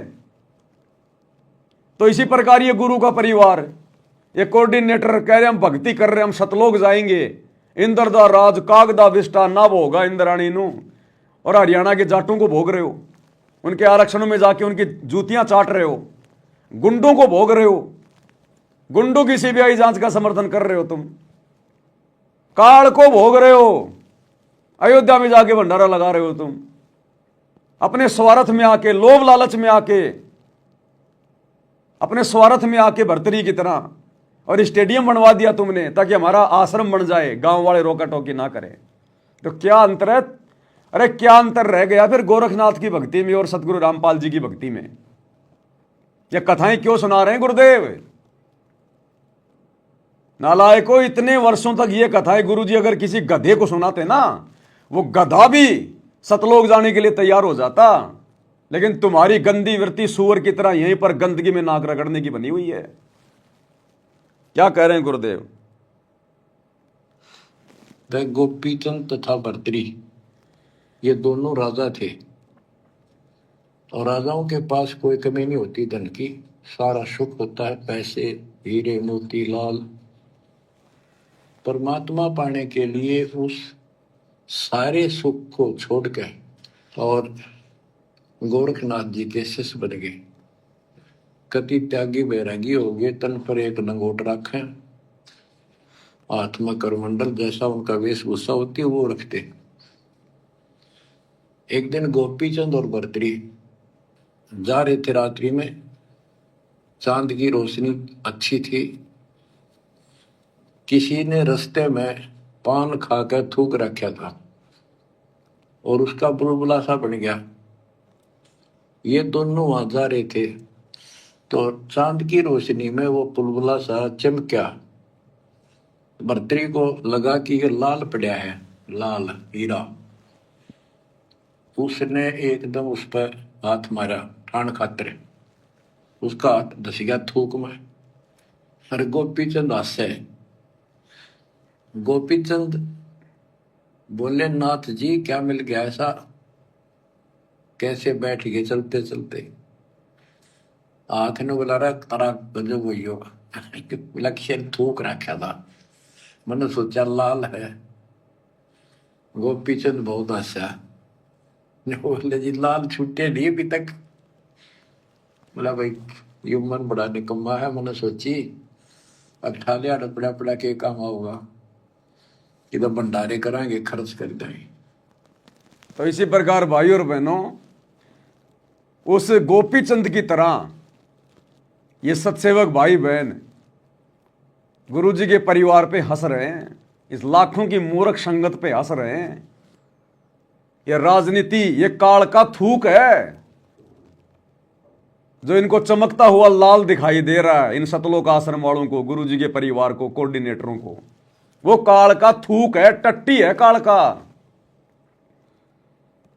और हम सत्सेवक हंस रहे हैं इनकी मूर्खता को देख के, गुरुजी के परिवार की मूर्खता को देख के, भक्तों की मूर्खता को देख के। हमें गोपीचंद की तरह हंसी आ रही है कि गधो, नालायको, क्या भक्ति करी तुमने? क्यों भक्ति का ड्रामा कर रहे हो? क्यों भगत बनने का ढोंग कर रहे हो तुम? तुम्हारा ये लोभ लालच अभी नहीं छूटा, ये बकवास तुम्हारी अभी भी नहीं छूटी। वो काल का थूक राजनीति जिसमें तुम खुद भी नाक रगड़ रहे हो, जीभ से चाट रहे हो, भक्तों को भी जीभ से चटवा रहे हो।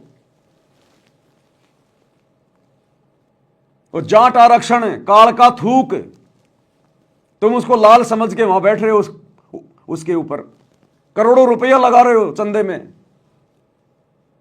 ये जाटों की धर्मशाला बनवाना, काल का थूक, स्टेडियम बनवाना, काल का थूक। हमें भी हंसी आ रही है तुम्हारी इस नादानी पर, बेवकूफी पर। इन गधों ने क्या सीखा 24 घंटे गुरुजी के साथ रहकर पिछले 20-30 वर्षों में। अरे सत्सेवकों ने तो अभी अपने गुरुजी की साक्षात सूरत भी नहीं देखी, शकल भी नहीं देखी, केवल फोटो में देखी है। क्योंकि ज्यादातर भाई बहन संकल्प लेके भक्ति कर रहे हैं, संकल्प लेके। तुम नालायकों सार शब्द लेकर भी थूक चाट रहे हो काल का। और जिन्होंने संकल्प ले रखा है वो तुम्हें समझा रहे हैं कि थूक मत चाटो। नालायकों क्या समझा तुमने गुरुजी से? फिर क्या तुमने ज्ञान समझा, क्या भक्ति करी फिर तुमने? अभी भी तुम थूक ही चाट रहे हो दुनिया का। तो हमें हंसी आ रही है भर्तरी गोपीचंद की तरह।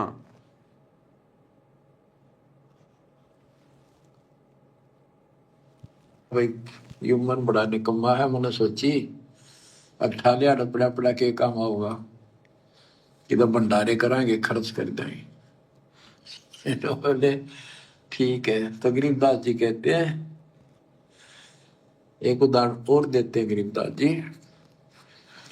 गरीब बेरा साटे बेचिया बैरागर सुल्तान, मालिन को जाना नहीं बेबुद्धि खेचा तान। गरीब शेर बेर पलड़े चढ़े, एक पड़ा भो माही, मालिन और सुल्तान को हिलकारे ले जाही। इब्राहिम सुल्तान का उदाहरण दे रहे हैं गुरुदेव कि मन कितना पापी है, भगत को कैसे कहां ये डुबो देता है और कितना सावधान रहने की जरूरत है। इतना विशाल राज्य छोड़कर आ गया, 18 लाख घोड़े, 16,000 रानियां, ठाठ बाट, भक्ति के लिए छोड़ के आ गया, काला मुंह करके आ गया। और एक बेर के लिए उस मालन के साथ में झगड़ा कर रहा है कि यो मेरा, यो मेरा। एक बेर नीचे गिर गया बेर तोलते समय, वो मालन बोली मेरा, और इब्राहिम करा नहीं मेरा मेरा मेरा। और इतना बड़ा राज्य छोड़ के आ गया, एक बेर के ऊपर, एक आने के बेर के ऊपर मेरा मेरी कर रहा है। उस मालन के रूप में परमात्मा बैठा था, एक मारा थप्पड़ खींच के उसके सुल्तान के कि निकम्मे तूने क्या राह छोड़ा, भग जा, क्या भक्ति करेगा तू, एक बेर के ऊपर मेरा मेरी कर रहा है। तो यह परीक्षा चल रही थी संगत की 2014 के बाद। इतना ज्ञान देने के बाद भी नेताओं की रैलियों में जाके बैठ गए तुम। क्या छोड़ा फिर तुमने, क्या गंदगी छोड़ी तुमने, क्या तुमने जगत से मेल मिलाप छोड़ा? गुरुजी ने एक सत्संग में बताया, जब तुम्हें यहीं पर कोई सरपंच बनने का कोई लोभ दे रहा है, कोई प्रलोभ दे रहा है और तुम जा बैठते हो, यहीं पे तुम राजनेताओं की रैलियों में जाकर तुम जो है मतलब वहां पर जाकर तुम जो है मतलब वोटिंग कर रहे हो, तो त्रिकुटी पर तुम कैसे पास हो जाओगे? जब यहां 2 कोटी के राजनेताओं की रैलियों में जाना तुमने बंद नहीं किया, तो त्रिकुटी पर अगर ब्रह्मा विष्णु महेश की रैलियां निकल रही होंगी तो तुम तो तुरंत जाकर उनमें शामिल हो जाओगे। तुम रह ही नहीं सकते, क्योंकि ब्रह्मा विष्णु महेश की समर्थता के आगे तो यहां के राजनेता कुछ भी नहीं है। और जब तुम उन राजनेताओं के पीछे इतने पागल हो, तो त्रिकुटी पे जब ब्रह्मा विष्णु महेश की रैलियां निकलेंगी तो वहां तो तुम 2 मिनट में जा बैठोगे उनकी रैली में। या तुम एक छोटा सा सरपंच का पद प्राप्त करने के लिए दिन रात एक कर रहे हो भगत होकर, और त्रिकुटी पे जाने के बाद काल तुम्हें ब्रह्मा विष्णु महेश की पदवी देगा तो तुम क्यों नहीं लोगे? जब तुम एक सरपंच की पदवी नहीं छोड़ रहे, तो तुम्हें जब कोई विष्णु की पदवी देगा, उनके लोक में तुम्हें कोई गण बनाने की लोभ लालच देगा काल त्रिकुटी पे, तो तुम तो तुरंत जा बैठोगे उनकी गोद में। तो ये गंदी व्यक्ति तो छुड़वाना चाहते हैं गुरुजी इस ज्ञान को देके। यही तो देख रहे हैं गुरुजी जेल में बैठ के कि इनके मन की वो गंदी सोच, वो नकारात्मक सोच, वो गंदी वृत्ति छूटी या नहीं छूटी। मेरे ज्ञान का इनके ऊपर कोई असर हुआ कि नहीं हुआ? या अब भी ये दुनिया की जूतियां चाटने में लगे रहेंगे? तो ये परीक्षा चल रही थी, और जितनी भी बकवादें तुमने कर दी और संगत से करवा दी, सबके नंबर कट हो गए, सब फेल हो गए, सबके टायर फट गए, पंचर भी नहीं निकलेगा अब तो। तुम सोचो नाम शुद्ध करवा लेंगे बात बन जाएगी, टायर ही फट गया, टायर ही फाड़ दिया तुमने, इतनी बकवादें कर दी। तो गुरुजी कहते फिर क्या छोड़ा फिर तुमने। अरे इब्राहिम सुल्तान को तो बेचारे को इतने सत्संग सुनने को नहीं मिल रहे थे, उस समय मोबाइल नहीं थे, विज्ञान नहीं थी, इसलिए उसने गलती कर दी, पहचान नहीं पाया वो। तुमने क्या दुनिया भर के सत्संग सुनते हो, दिन रात मोबाइल लगा के कान में, और काम सारे वही काढ़ के करते हो तुम। तो जब उसके थप्पड़ मार दिया गुरुजी ने, तो तुम्हें छोड़ेंगे क्या? तुम्हें छोड़ेंगे? अभी परीक्षा चल रही है, रिजल्ट आने दो, रिजल्ट में पता चलेगा तुमने क्या क्या गलतियां करी और क्या क्या उसका परिणाम आया है। अभी तो तुम्हें हम सत्सेवक गुरुद्रोही लग रहे हैं। अभी परीक्षा चल रही है, रिजल्ट आने दो, रिजल्ट में पता चलेगा कौन मेरिट में आया और कौन हो गया डिसमिस, और रिजल्ट पे पता चलेगा। बच्चा एक दूसरे को कहे तू फेल हो गया, तू पास हो गया, उससे बात नहीं बनती। वो तो जब रिजल्ट आएगा अखबार में तब पता चलेगा कौन फेल हुआ और कौन पास हुआ है। तो वर्तमान में जो बकवादे कर रहे हो ना, इन बकवादों का पता चलेगा आने वाले समय में। मालिन और सुल्तान को हिलकारे ले जाही, 2.5 लाख की पावड़ी, 1 पैसे का बेर, देख अदब सुल्तान को कैसी डारी मेर। तो कहते 2.5 लाख के जूती थी जिसमें लाल और हीरे पन्ने जुड़े हुए थे, और 1 पैसे का बेर। यानी मालन ने कहा कि बेर जो है 2.5 आने का शेर दूंगी, 2 आने के शेर।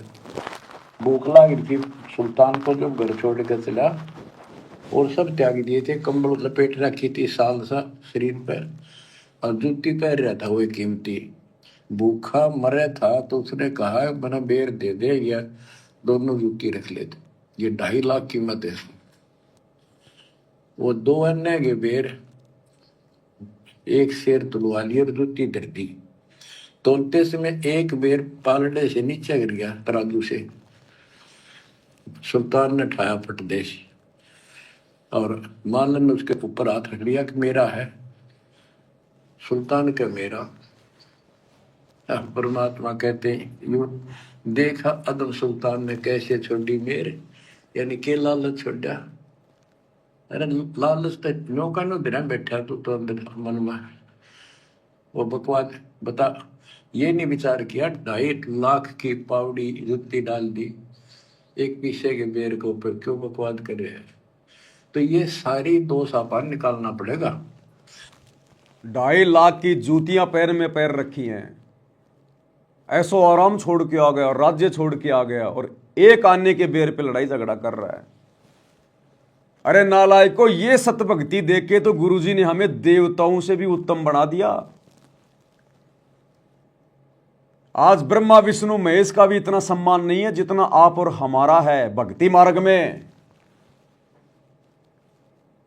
और तुम नालायकों उन जाटों के पास पहुंच गए, उनकी धर्मशाला बनवा के गले में 2 फूलों की माला डलवा कर सम्मान प्राप्त करने के लिए। अरे अगर ये कर्म ही फोड़ने थे तो संगत से फुड़वा लेते, जगत वालों से क्यों फुड़वाए।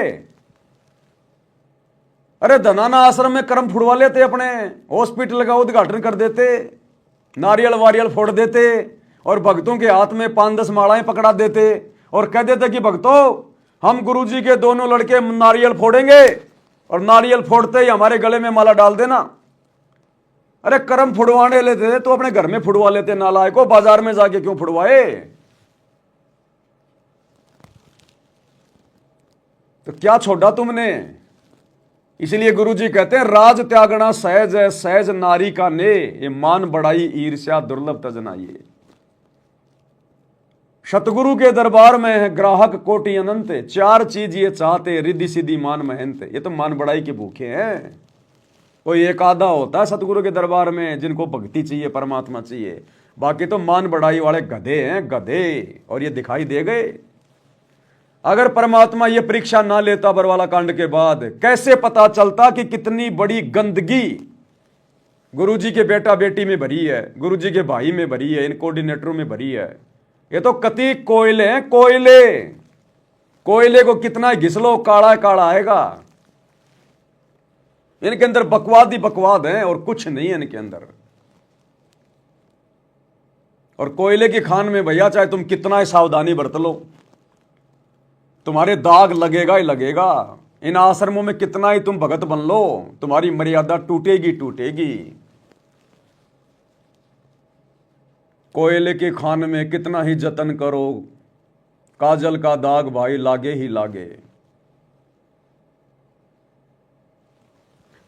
ये हाल हो रहा भाई संगत का। बिल्कुल मच्छंद्रनाथ बन गए सारे मच्छंद्रनाथ की मरते मरते एक बार मजा तो ले लें। सिंगलदीप पहुंच गया, राजा के शरीर में घुस गया कि एक बार गृहस्थ जीवन के मजे तो ले ले। वो तो मैंने कभी लिए नहीं, मुझे पता ही नहीं गृहस्थ जीवन का आनंद क्या होता है। एक पल में सारी भक्ति का सत्यानाश करके आ गया। ले ले अब औरतों के मजे, ले ले राजा बन के रानी के मजे। सारी भक्ति डिस्चार्ज हो गई, निकल भी नहीं पा रहा था उस राजा के शरीर से मच्छंद्रनाथ। तो ले लो मजे जाटों की धर्मशाला बनवा के, ले लो मजे नरेंद्र मोदी की रैलियों में उसका थूक चाट के, ले लो मजे स्टेडियम बनवा के, ले लो मजे आरक्षण में बैठ के, ले लो मजे गैंगस्टरों की सीबीआई जांच का समर्थन करके, ले लो मजे अयोध्या में भंडारा लगवा के। तुम्हारी बैटरी डिस्चार्ज हो गई है। गधे बना के छोड़ेगा ये काल, गधे बना के। और कुमार भी कोई ऐसा देगा तुम्हें, हाँ, कि वो उधर से तो कुमार के मारेगे लठ उसकी कुमारी। अब कहते ना कि भाई कुमार का कुमारी पे तो जोर चलता नहीं, वो फिर वो गधे के मारता है। तो तुम्हें ऐसे कुमार के नीचे डालेगा गुरुजी, गधा बना के, जिस कुमार की कुमारी कुमार को रोज मारती हो। और वो कुमार फिर बाहर जाके गधे के मारेगा, फिर वो जोर वहां निकालेगा वो। तो तुम्हारे को तो गधा भी इसी क्वालिटी का बनाएगा ये परमात्मा। इतनी ऊंचा उठाना पड़ेगा अपनी बुद्धि को।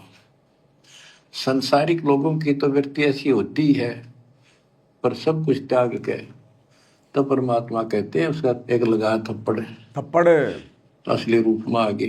बोला भले आदमी के राज त्याग गया तने। फिर गुरुजी असली रूप में आ गए। पहले तो मालन बने हुए थे, बेर बेच रहे थे औरत बन के, फिर असली रूप में आ गए और एक थप्पड़ मारा उसके अब्राहिम के कि गधे तूने क्या छोड़ा।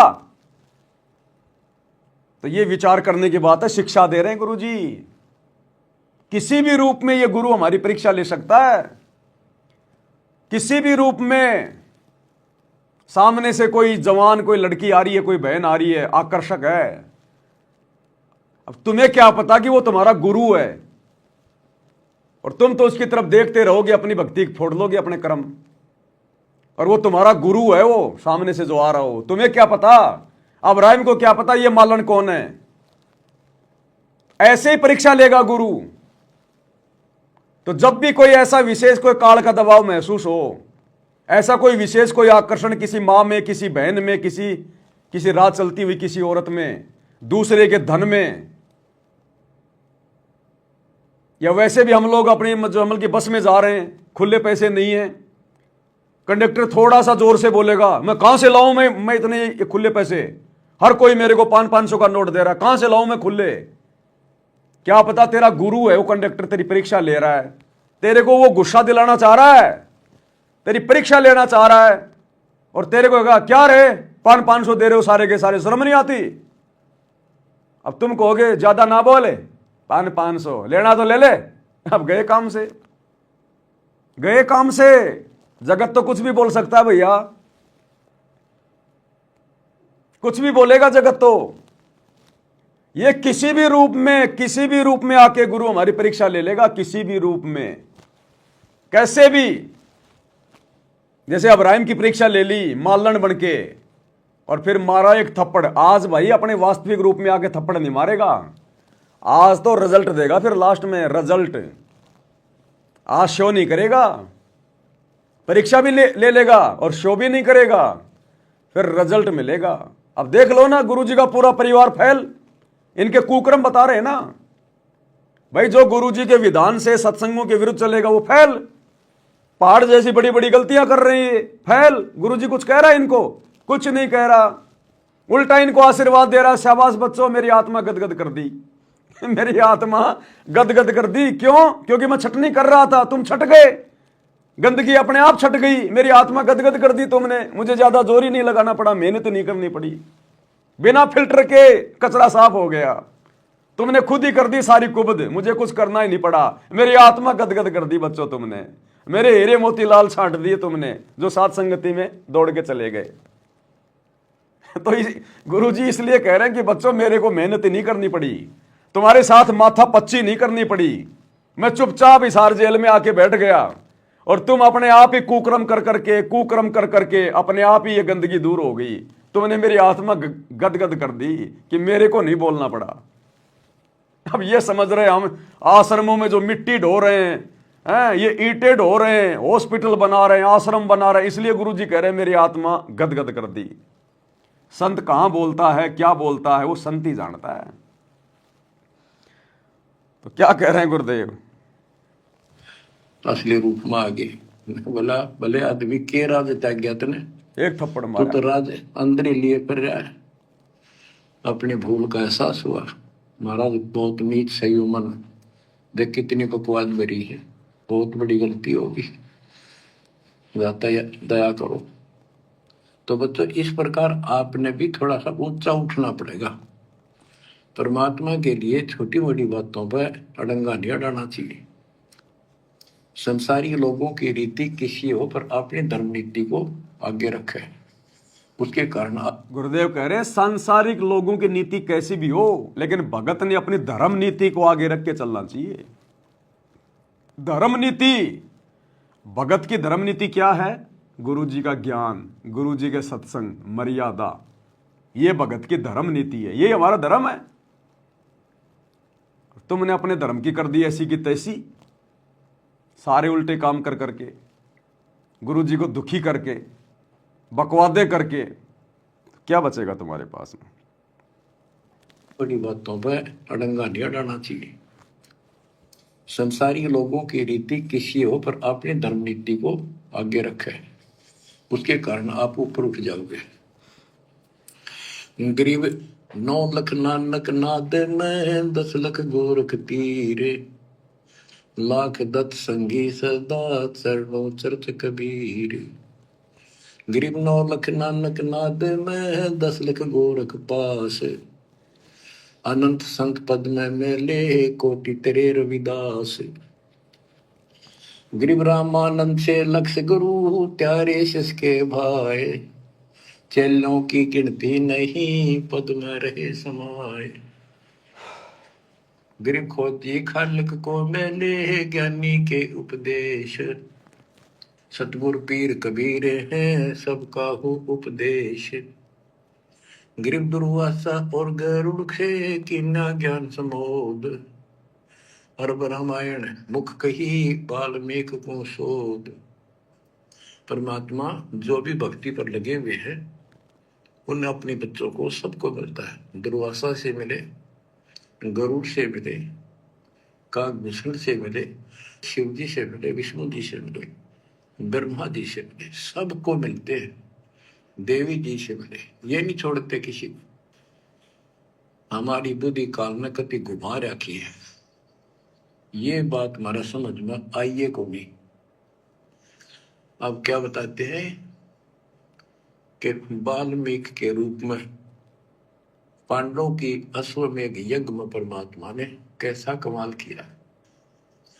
गरीब फिर पांडवों की यज्ञ में शंख पचायन टेर, 12 कोटि पंडित जहां पड़ी सबन की मेर। गरीब फिर पांडवों की यज्ञ में शंख पचायन टेर, 12 कोटि पंडित जहां पड़ी सबन की मेर। यानी सबकी मरोड़ निकल गई जब पांडवों के अश्वमेध यज्ञ में परमात्मा ने सुपथ रूप में, वाल्मीकि रूप में जाकर शंख बजाया। उसमें 12 करोड़ पंडित बैठे थे। गरीब 33 कोटि यज्ञ में आए 88 सारे, 12 कोटि वेद के वक्ता, सुपच का शंख बजा रे। ओए होए। कहते पांडवों की यज्ञ में 33 करोड़ देवता, 88,000 ऋषि और 12 करोड़ वेद के कंठ से याद करने वाले, डेली पढ़ने वाले पंडित, वह उनसे वो काम सिद्ध नहीं हुआ। और सुपच उस हरिजन शूद्र वाल्मीकि से वो शंख बजा। यानी भक्ति ये बताते हैं मनुष्य जीवन प्राप्त करके जाति से कोई लिंक नहीं मौलिक का, ना किसी मजहब धर्म से। वो परमात्मा की भक्ति सच्ची हो, उससे सब कुछ प्राप्त होता है। ग्रीब फिर पंडों के यज्ञ में शंख पंचायन टेरे, 12 कोटि पंडित जहां पड़ी सबन की मेर। ग्रीब करी कृष्ण भगवान को शरणामृत से प्रीत, शंख पंचायन जब बजा लिया द्रौपदी सीत। कहते हैं उस वाल्मीकि के चरण धोके श्री कृष्ण जी ने पिया और द्रौपदी ने पिया, जब जाकर शंख बजा।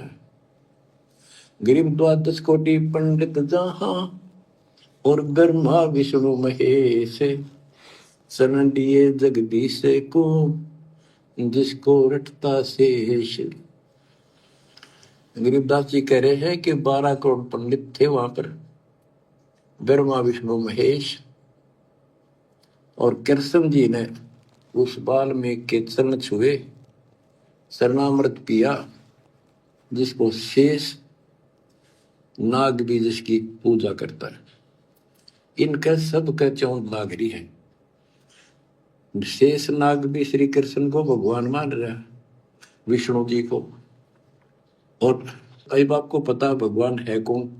तो जैसे भी जिसको तुम संपूर्ण शक्तिमान बैठे हो, उससे भी काम ना बढ़े। हर एक बाल में एक छोटी जाति वाले से, और वो शंख बज गया, अनमोल काम हुआ।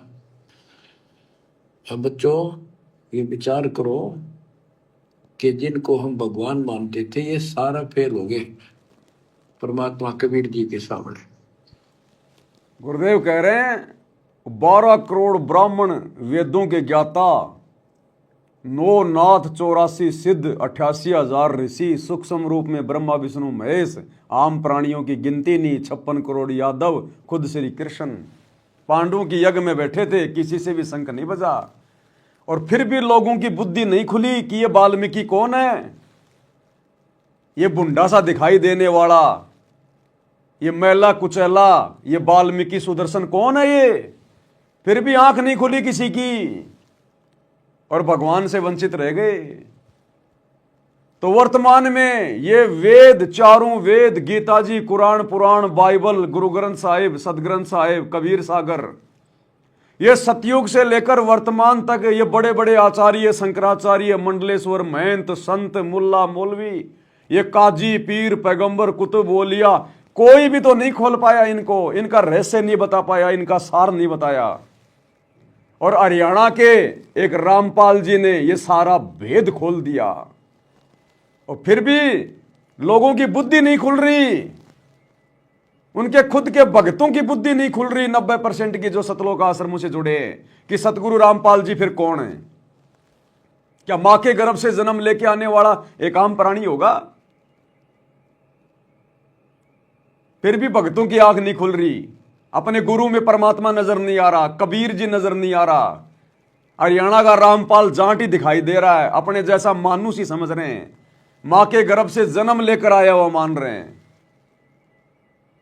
तो भैया जिस प्रकार द्वापर में वो बड़े बड़े पंडित मान बड़ाई में आके धोखा खा गए और भगवान को नहीं पहचान पाए, नहीं तो चरण पकड़ लेते उसी समय, आत्म कल्याण हो जाता, गधा कुत्ता नहीं बनना पड़ता उनको।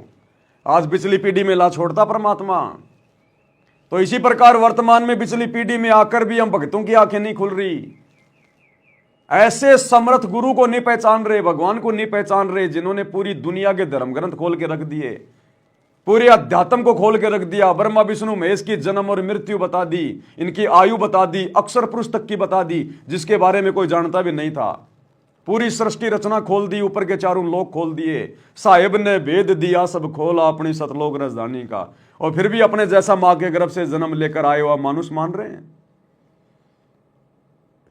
इसलिए तो गरीबदास जी बार बार कह रहे थे कि गलती मत करना, गुरु मानुष कर जानते वो नर कहिए अंधे, ओए दुखी संसार में आगे यम के फंदे। तो सौभाग्य सत्सयोग भाई बहनों का, जिन्होंने अपने गुरु जी को पहचान लिया, अपने गुरु को परमात्मा मान लिया, कबीर देव मान लिया, और नकली कबीर देव की फोटो फाड़ फाड़ के फेंक दी, दाढ़ी मूंछ वाले नकली कबीर की। ना जून के महीने में उसका कबीर प्रकट दिवस मनाते हम। तो पहचाना किसने है? केवल सत्सेवकों ने। कहते हैं गरीब 12 कोटि पंडित जहां और ब्रह्मा विष्णु महेश, शरण दिए जगदीश ने जिसको रटता शेष। गरीब वाल्मीकि के बाल सम नाही तीनों लोक, सुर नर मुनिजन कृष्ण समेत पंडो पाई पोख। बच्चों, ये आप महाभारत में भी सुना करते पहले हम खूब, और ये क्या करते, प्रश्न तो उठाया करते, वे कृष्ण जी से शंख नहीं बजा, और उस वाल्मीकि सुपर सुदर्शन से कैसे बच गया। तो वो हमारे धर्म गुरु जैसा उत्तर देते हम उन्हें सच्चा मान लिया करते, सत्य है, क्योंकि स्वयं ज्ञान नहीं था। वो कहा करते थे कि सुदर्शन उनका परम भगत था। भगवान भगत को महिमा देते हैं। ये तो ये बात दिमाग में, 33 करोड़ देवता, 88,000 ऋषि, ब्राह्मण 12 करोड़, क्या उनमें उसका कोई भगत नहीं था? श्री कृष्ण ने खा ली रोटी, शिव जी ने खा ली, ब्रह्मा जी ने भोजन पा लिया। ये तो यही बात समझ में यह कहानी के थी। तो ये तत्व ज्ञान था, ये उलझा रखा था 9 मन सूत। कबीर साहब कहते 9 मन सूत उलझिया, ऋषि रहे जखमार, सतगुरु ऐसा सुलझाते उलझे ना दूजी बार। कबीर साहब क्या कहा करते थे 650 साल पहले कि 9 मन सूत उलझिया ऋषि रहे जखमार, और सतगुरु ऐसा सुलझा दे उलझे न दूजी बार। क्या 650 साल पहले उस दाढ़ी मूछ वाले कबीर ने यह ज्ञान सुलझाया था? क्या नहीं सुलझाया। किसी को वेद नहीं पढ़ाए उस कबीर ने 650 साल पहले, किसी को गीता नहीं पढ़ाई, किसी को बाइबल नहीं पढ़ाई। वो एक अनपढ़ की भूमिका कर रहे थे। उन्होंने ये सूत नहीं उलझाया, ये आध्यात्मिक ज्ञान नहीं सुलझाया 650 साल पहले। उन्होंने भी ऑप्शन छोड़ दिया कि सतगुरु ऐसा सुलझा दे उलझे न दूजी बार, कि इसको तो सच्चा सतगुरु सुलझाएगा। क्यों भाई? भगवान था ना, सुलझा देता 650 साल पहले। अब तुम कहोगे नहीं वो तो ठीक का समय नहीं था इसलिए नहीं सुलझाया, आज है ठीक का समय। तो आज अगर ठीक का समय है तो फिर वही कबीर क्यों नहीं आया? अरे फिर वही दाढ़ी मूछ लगा के क्यों नहीं आया? आ जाता फिर वही दाढ़ी मूछ लगा के सुलझाने के लिए, क्योंकि तो ठीक का समय आ गया ना। तो अब आ जाता दाढ़ी मूछ लगा के। तो अब सुलझाया है ये 9 मन सूत उलझा हुआ आध्यात्मिक ज्ञान। किसने? सतगुरु रामपाल जी ने। जिस आध्यात्मिक ज्ञान को वो दाढ़ी मूछ वाला कबीर भी नहीं सुलझा पाया 650 साल पहले, उस ज्ञान को आज सतगुरु रामपाल जी ने सुलझाया। इसलिए कह रहे सतगुरु ऐसा सुलझा दे उलझे न दूजी बार। तो सतगुरु की भूमिका कौन करता है? कबीर भगवान। आज हम सतगुरु किसको कहते हैं? अपने गुरु जी को। और सतगुरु की क्या परिभाषा है? ना सतगुरु जननी जने और जाके माना बाप, पिंड ब्रह्मंड से रहित है नावा तीनों ताप। ये ज्ञान को आधार बनाना पड़ेगा। परमात्मा ने सामने थाली रख दी, अब तुम्हारे मुंह में नहीं ठोकेगा। तत्व ज्ञान दे दिया परमात्मा ने, निष्कर्ष तुमने निकालना पड़ेगा गुरुजी के सत्संगों का। गुरुजी नहीं देगा तुम्हें बना बना के जलेबी। अब तुम्हारे हाथ थोड़ी कटे हुए हैं कि तुम्हारे मुंह में भी भगवान ठोकेगा इस ज्ञान को। अब जानवर थोड़ी है। अरे जानवर को भी उसका मालिक मुंह में दे दे के नहीं खिलाता, उसके सामने पटक देता है। जिसको भूख है खा लेगा, नहीं तो मरो। तो सतगुरु के सत्संगों को खुद ही समझना पड़ेगा, चिंतन मनन करना पड़ेगा। साध संगति से जुड़ना पड़ेगा, भीख मांगनी पड़ेगी, तब ये सद्बुद्धि देता। सतगुरु ऐसे नहीं देगा। तो ये उलझा हुआ ज्ञान आस उलझाया। सतगुरु की वाणी है अनमोल, इसे ना समझ सके अनबोल। साहिब का भेद दिया सब खोल, साहिब ने भेद दिया सब खोल, अपनी सतलोक राजधानी का। आज खोला वो सारा भेद। 650 साल पहले दाढ़ी मूछ वाले कबीर ने नहीं खोला भेद। उस समय तो मना कर दिया था कि धर्मदास मेरी लाख दुआई, ये मूल ज्ञान कहीं बाहर न जाई, कि इस मूल ज्ञान किसी को मत बताना। आज है उस मूल ज्ञान का डंका पीट दिया सतगुरु रामपाल जी ने। साहिब ने भेद दिया सब खोला, अपनी सतलोक राजधानी का। आज खोला भेद। तो कौन हुआ फिर असली साहिब, असली कबीर, असली सतगुरु? सतगुरु रामपाल जी। अब ये 9 मन सूत सुलझ गया। अब इस कलयुग मत उलझेगा नहीं बच्चों। अजब गजब कर दिया दाता ने आपके ऊपर कलम तोड़ दी। ऐसा अजब गजब कर दिया दाता ने। कौन से दाता ने कर दिया अजब गजब? सतगुरु रामपाल जी ने किया अजब गजब। सारे शास्त्रों का निचोड़ निकाल के दे दिया, शत भक्ति मार्ग दे दिया, पूरा भक्ति का कोर्स दे दिया, और हिसार जेल में बैठ के 76 एक घंटे के वीडियो भेज के अजब गजब कर दिया। भूतो न भवस्ती, भक्ति इतिहास में कभी ऐसा नहीं हुआ कि जेल में बैठ के किसी ने एक घंटे के सत्संग बाहर भेजे हों। ना कभी आगे होगा, ना आज से पहले कभी हुआ। भूतो न भवस्ती। तो अजब गजब किसने कर दिया? सतगुरु रामपाल जी ने किया। वो दाढ़ी मूछ वाले नकली कबीर ने नहीं किया। कहां है वो? दिखाई भी नहीं देता। कहां छुप के बैठा हुआ है? सामने क्यों नहीं आता? काल थोड़ी है जो डर लग रहा है कोई शराब लगा हुआ है। सामने आए, दाढ़ी मूछ वाला कहां है? तो किसने किया सामने आके सारा काम? सतगुरु रामपाल जी ने। तो ये है रियल कबीर। इसने किया अजब गजब। बच्चों अजब गजब कर दिया दाता ने आपके ऊपर कलम तोड़ दी। ऐसा निर्णायक दातन ज्ञान आपको प्राप्त करा दिया। देखो आप शिक्षा ग्रहण करते हो, अच्छी बात है। इंजीनियरिंग कर ली, डॉक्टर बन गए, IAS IPS बन गए, या कोई और टीचर लाइन में चले गए। ये तो सिर्फ एक रोजी रोटी का काम है बस। इससे और कोई ज्यादा लाभ नहीं होने का। ये रोजी रोटी भी सब ना मिलती, पढ़े तो पता नहीं कितने शिक्षा ग्रहण करते हैं बच्चे। यह शिक्षा आपको इसलिए दिलवाई है परमात्मा ने कि आप कल्याण करा लो। नहीं तो परमात्मा के गरीबदास जी ने बताया, कोट जन्म तेरा बरमत हो गए, कुछ नहीं हाथ लगा रे, कुकर शुकर कर बैबो रे, कौवा हंस बुआरे। शिक्षा केवल इसलिए दी है भगवान ने ताकि हम अपना आत्म कल्याण करवा लें, भगवान को पहचान लें। इन शास्त्रों में देख देख के जिनको दुनिया सत्य मान रही है, वेदों को, गीता जी को, बाइबल को, कुरान को, हम अपनी आंखों से देख लें कि जो लिखा हुआ है गुरु जी वही बता रहे हैं, और बाकी संतों ने क्या उसका रंगा कर रखा है, तो हमारी आत्मा को विश्वास हो जाएगा। अरे ज्ञान तो यही 650 साल पहले दिया करता था भगवान। यही ज्ञान था, यही नाम थे, लेकिन हमारी आत्मा ने स्वीकार नहीं किया कि यह परमात्मा हो सकता है, क्योंकि हम अनपढ़ थे, शास्त्रों में नहीं पढ़ सकते थे, नहीं देखे हमने। आज गुरुजी ने शिक्षा इसीलिए दी है कि तुम अपनी आंखों से देख लो। कहीं तुम्हारे मन में शंका हो जाए, हमारे गुरुजी कहीं वैसे ही तो नहीं बता रहे हैं। तुम्हारी आंखों से देख लो, ये वेद तुम्हारे गुरु ने नहीं लिखे, ये गीता तुम्हारे गुरुजी ने नहीं लिखी, आज ये दुनिया भर के शास्त्र, कबीर सागर, सदग्रंथ साहिब तुम्हारे गुरुजी ने नहीं लिखे। अब तुम्हारा गुरु इनको पढ़ा रहा है कि सत्यता क्या है, देख लो भाई। तो आत्मा स्वीकार कर ले, क्योंकि आत्मा ने सतलोक जाना है, इस मन ने सतलोक नहीं जाना, इस 5 तत्व के शरीर ने सतलोक नहीं जाना। परमात्मा ने तो आत्मा को चार्ज करना है। तो यह आत्मा उस समय स्वीकार करती है जब ये बिल्कुल सारे प्रमाण देख लेती है, आंखों देख लेती है। इसलिए परमात्मा ने हमें शिक्षित किया, अक्षर ज्ञान दिया, पढ़ाया, वरना इस पढ़ाई का कोई यूज नहीं है, ये पढ़ाई का कोई महत्व ही नहीं है। महत्व होता तो परमात्मा सतयुग में, ये सतयुग में क्यों नहीं दी शिक्षा गुरुदेव ने? त्रेता युग में क्यों नहीं दी शिक्षा? द्वापर में क्यों नहीं दी? कलयुग की जो है मतलब प्रथम पीढ़ी में क्यों नहीं दी? ये वर्तमान में क्यों दी परमात्मा ने शिक्षा? घर घर में सबको शिक्षित किया, केवल अपनी पहचान करवाने के लिए, शास्त्रों को देखकर।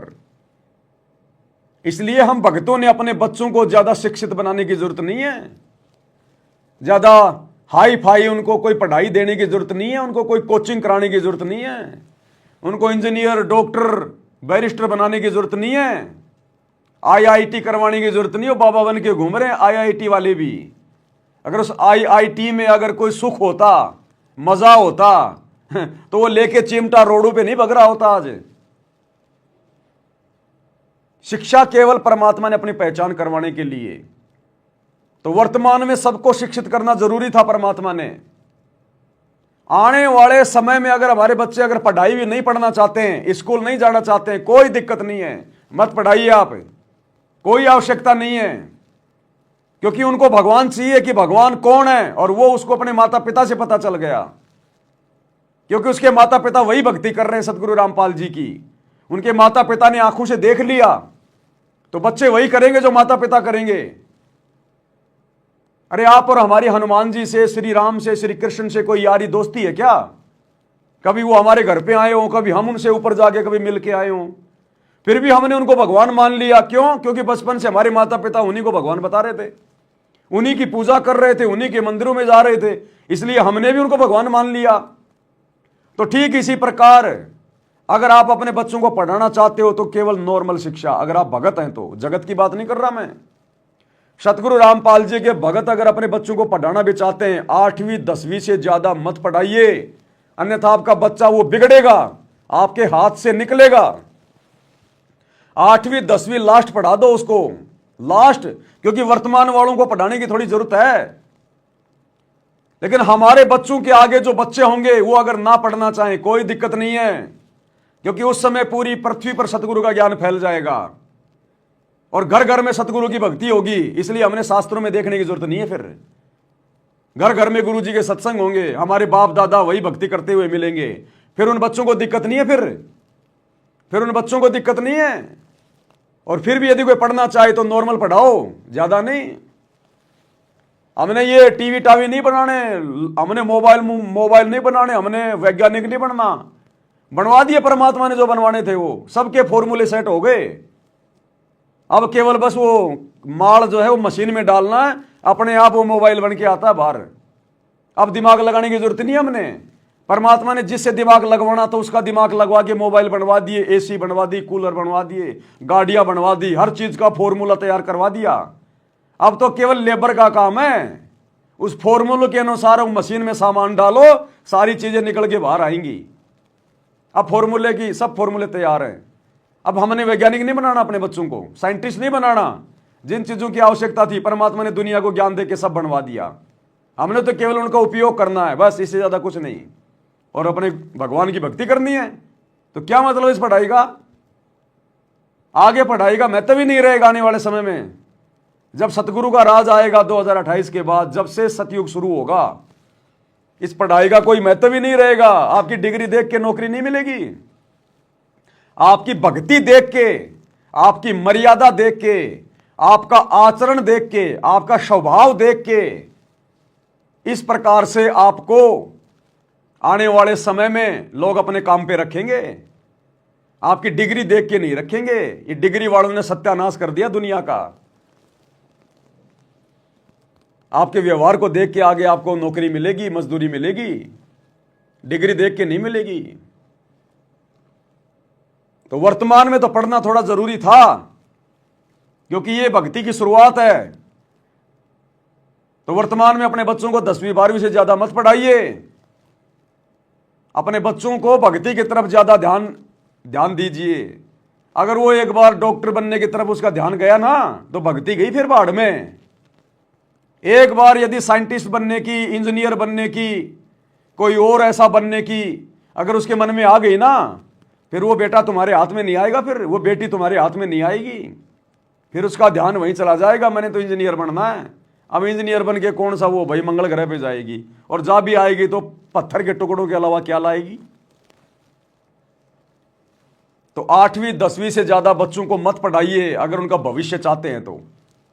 हाँ, यदि अपना बाप बनाना चाहते हैं कि आगे चल के खुद भी भक्ति ना करे और हमारे को भी भक्ति से दूर करे, बकवाद करे, तो भाई उसको बनाओ तुम बैरिस्टर, बनाओ उसको, तुम जज बनाओ, वकील बनाओ, फिर उसको लगाओ दिमाग फालतू की बातों में। तो 8वीं 10वीं से ज्यादा नहीं। और आने वाले समय में 20 30 40 50 साल के बाद तो बच्चों को पढ़ाने की भी जरूरत नहीं है। पढ़ाने की भी सिर्फ भक्ति की जरूरत है, वो तो बचपन से भक्ति पे लगेंगे। तो इस प्रकार से ये नित्य नियम तो अपने आप याद हो जाते हैं, अपने आप ही। वो रोजाना पुस्तक लेके नित्य नियम करेगा ना, चाहे स्कूल भी मत भेजो उसको, वो सारे शब्द याद हो जाएंगे। आज भक्तों के घरों में जो छोटे छोटे बच्चे भक्ति बोध हाथ में लेके तीनों समय की आरती करते हैं ना, 8वीं 10वीं के बच्चे भी उतनी सिद्ध 8वीं 10वीं के बच्चे भी उतनी शुद्ध हिंदी नहीं बोल सकते, इतनी फास्ट हिंदी नहीं पढ़ सकते जितना भक्तों के घरों में छोटे छोटे बच्चे भक्ति बोध लेके पढ़ रहे हैं। क्योंकि उनका रोजाना का नियम है, रिहर्सल है। अरे स्कूल में क्या कराया जाता है? वो हिंदी पढ़ाएंगे, क ख ग क ख ग, हम भी तो वही पढ़ रहे हैं। गरी पर पट्टन वह परलोक है, अदली सतगुरु सार, भक्ति हेत से उतरे पाया हम दीदार। तो बच्चे को आएगा ना समझ में कौन सा शब्द मैं क्या बोल रहा हूं। तो नॉर्मल पढ़ाओ, 8वीं 10वीं पढ़ाओ, इससे ज्यादा नहीं, ताकि बस उसको थोड़ा बहुत व्यावहारिक ज्ञान हो जाए, थोड़ा बहुत उसको जो है पढ़ना लिखना आ जाए, इससे ज्यादा नहीं। अब आजकल के माता पिता ने बच्चों को बेटा पढ़ पढ़ पढ़, अपने बच्चों से अपने सारी उम्मीदें लगा लेते हैं कि बस मेरा भविष्य तो मेरे बेटे के ऊपर है। कोचिंग में भेज दिया, कहीं कोटा भेज दिया, कहीं लंगोटा भेज दिया, और आए दिन वो राजस्थान के कोटा में जहां पर बच्चे कोचिंग के लिए जाते हैं, आए दिन फांसी लगा लगा के मर रहे हैं वो बच्चे, आए दिन फांसी लगा लगा के, बिना भक्ति के। उनको बचपन से एक ही चीज बताई, पढ़ पढ़ पढ़। माँ बाप ने भी अपनी जमीन बेच दी, पैसा उधार ले लिया, ले पढ़ पढ़, तेरे पीछे हमारा भविष्य है। अब वो बच्चे के सिर पे 2.5 किलो बोझ रखा है कि मैं फेल हो गया, नौकरी नहीं लगा, मेरे माँ बाप का क्या होगा, जमीन बेच दी, ये कर दिया, इतना पैसा लगा दिया। वो फांसी खा खा के मर रहे कोचिंग में, कोटा में पढ़ने वाले बच्चे, क्योंकि भक्ति के ना उनके माँ बाप नजदीक, ना वो बच्चे नजदीक, ना उनको ज्ञान।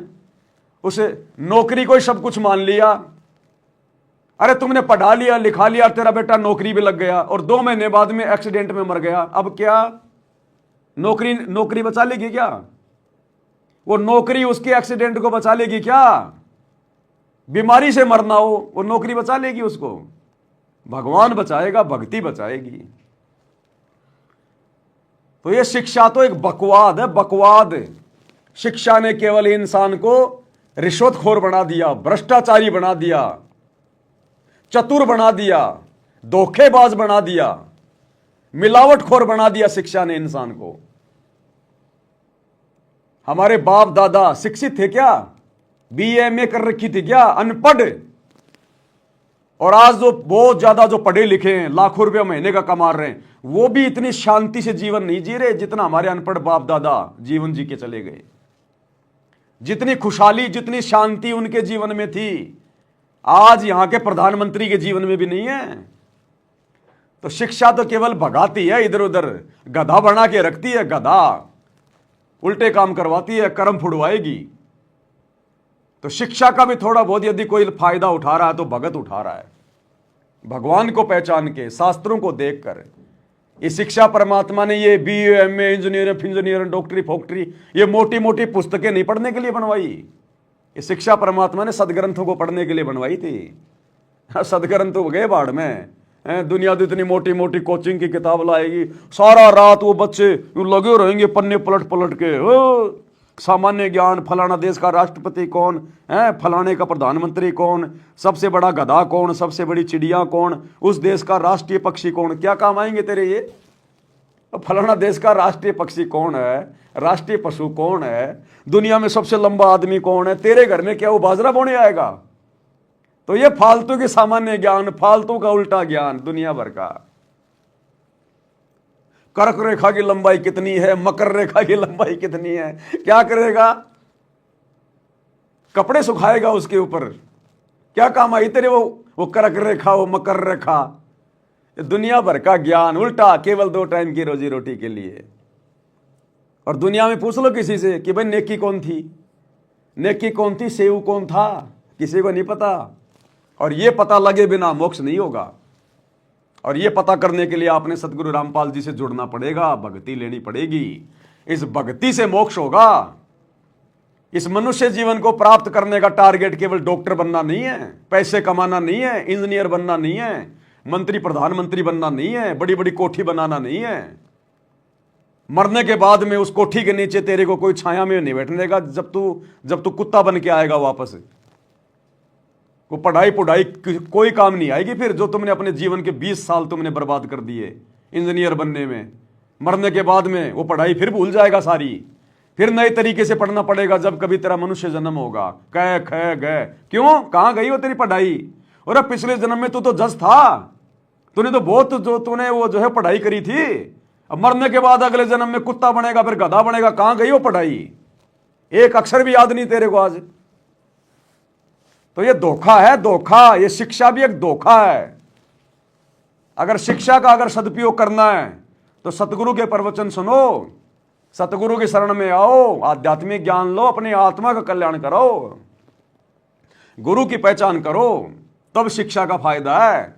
नहीं तो शिक्षा नहीं है, ये शिक्षा तेरे को गधा बना के छोड़ेगी, तेरे कर्म फुड़वा के अगले जन्म में।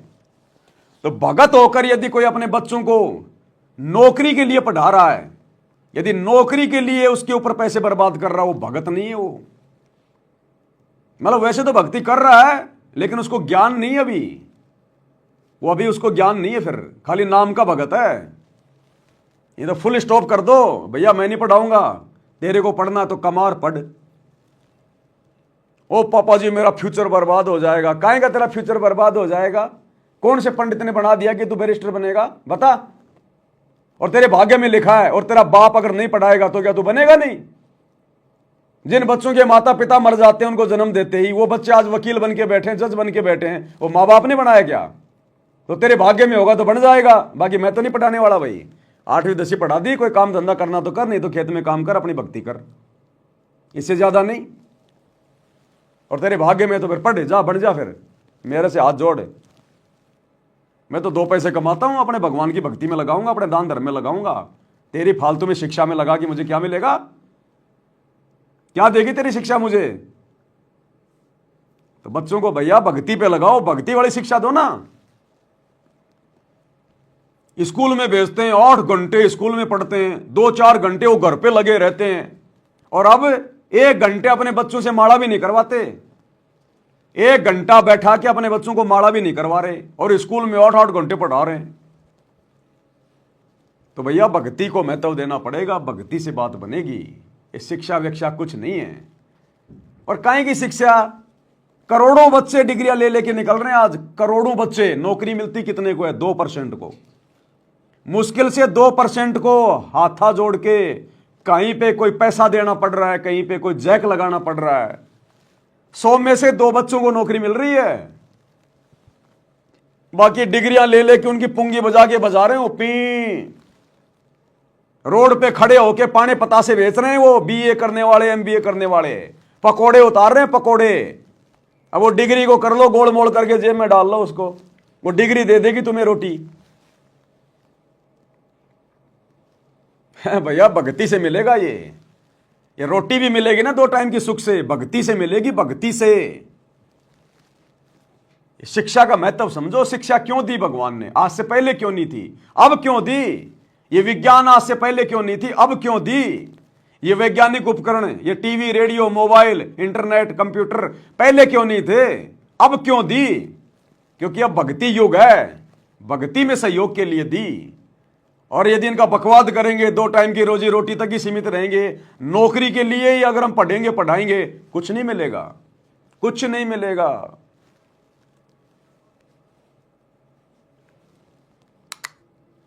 गरीबदास जी ने बताया, कोट जन्म तेरा बरमत हो गए, कुछ नहीं हाथ लगा रे, कुकर शुकर कर बाबो रे, कौआ हंस बुआरे। कोटि जन्म तू राजा की ना मिटी न मन की आशा, भिक्षक होकर दर दर घूमा मिला ना निर्गुण रासा।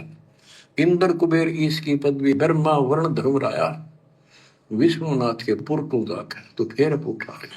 अब ठीक है, तुम ईशन फाइनल माल बैठे, बहुत अच्छा पढ़ गया बेटा बेटी, बहुत बढ़िया नौकरी लगी, वाह वाह वाह। अरे के इंद्र कुबेर ईश की पदवी ब्रह्मा वर्ण दुमराए, विश्वनाथ के पुरतू जाकर फिर भी वापस आए। आज तो छोटी मोटी कोई नौकरी लग गया, कोई चपड़ासी लग गया, कोई प्रिंसिपल लग गया, कोई डॉक्टर बन गया। अरे गुरुजी कह रहे नालायको, तुम तो ब्रह्मा विष्णु महेश तक बन चुके हो। अब ये छोटी मोटी ये नौकरियां प्राप्त करके अपने आप को तुम धन्य मान रहे हो। मेरा बेटा नौकरी लग गया, फूला नहीं समा रहा, मिठाइयां बांट रहा है। और वो गधा कितनी बार बन लिया वो बेटा बेटी, वो गधी कितनी बार बन ली वो बेटा बेटी, वो याद नहीं है। और कोटि जन्म तू राजा की ना मिटी न मन की आशा, करोड़ों बार राजा बन लिए।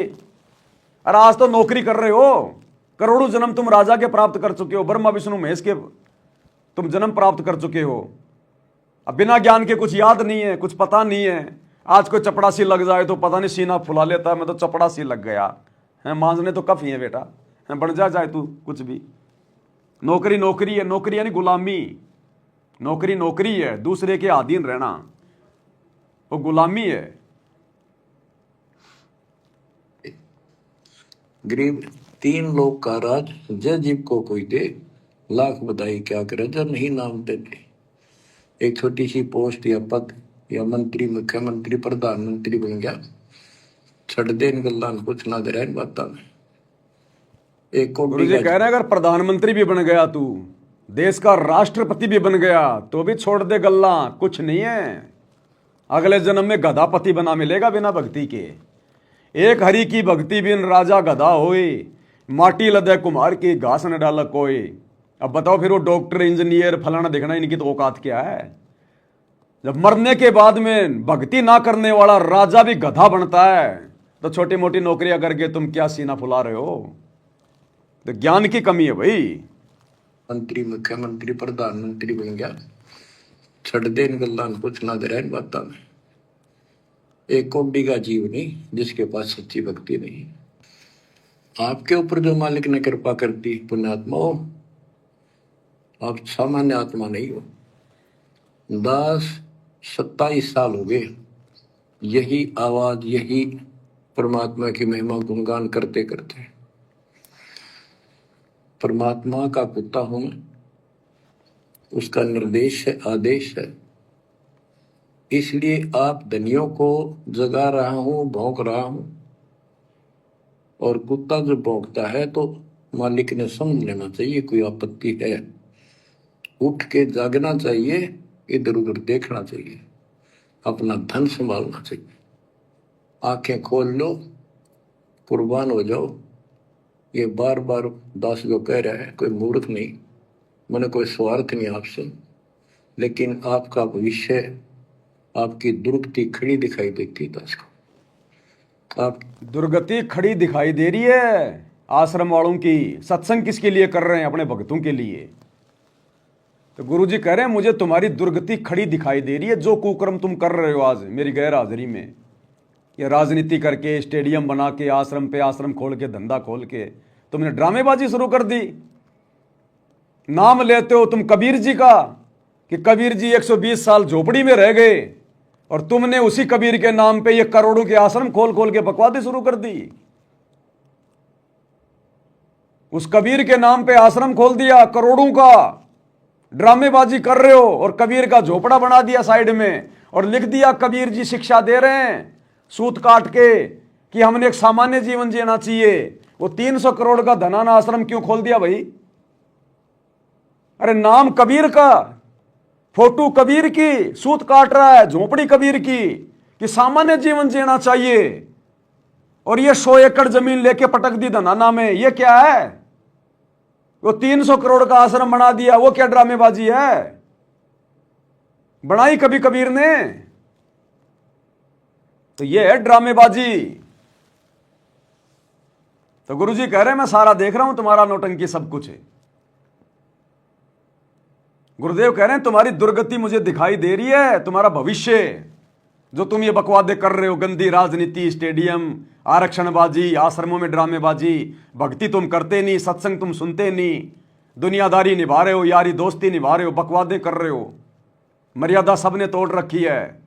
तो गुरुजी कह रहे हैं मुझे सब दिखाई दे रहा है, तुम्हारी दुर्गति खड़ी दिखाई दे रही है। मैंने कोई स्वार्थ नहीं आपसे, लेकिन आपका भविष्य, आपकी दुर्गति खड़ी दिखाई देती है। आपकी ऐसी बिरान माटी असंग बार होली, कुत्ते कदे सूर बनकर धक्के खाए आपने, अब भी डर नहीं लगता। अब तो ये नशा उतर जाना चाहिए आप लोगों का। क्या ये मैं भी बोलने जाऊं तुम सुने जाओ, या भेड़ वाले बीन मत बनाइए इसने। क्या कह रहे हैं गुरुदेव? किसको कह रहे हैं? अपने भक्तों को कह रहे हैं कि मैं बोले जाऊं, यानी मैं जेल से बैठ बैठ के सत्संग बोले जाऊं और तुम सुनते चले जाना, अनुसरण कोई इसके ऊपर जो है करना मत। तो कहते हैं भेड़ वाली बीन मत बनाओ इसको। जो कह रहा हूं ना उस पर अमल कर लो, ये बकवादें छोड़ दो जो तुम कर रहे हो। ये असंग बार होली, कुत्ते कदे सूर बनकर धक्के खाए आपने, अब भी डर नहीं लगता। अब तो ये नशा उतर जाना चाहिए आप लोगों का। क्या ये मैं भी बोलने जाऊं तुम सुने जाओ, या भेड़ वाले बीन मत बनाइए इसने। इसका कुर्बान हो, जकड़े जाओ मालिक के साथ, लिपट जाओ, कुर्बान हो जाओ। ये कहने सुनने की बात नहीं, ये कर पाते। क्या गरीबदास जी मूर्ख थे इतना मोटा ग्रंथ लिखा? क्या भगवान को लालच था आपसे जो 120 वर्ष तक हमारे बीच में इस गंदे लोक में कष्ट उठाया? आप उसके बच्चे हो, आप उसकी आत्मा हो।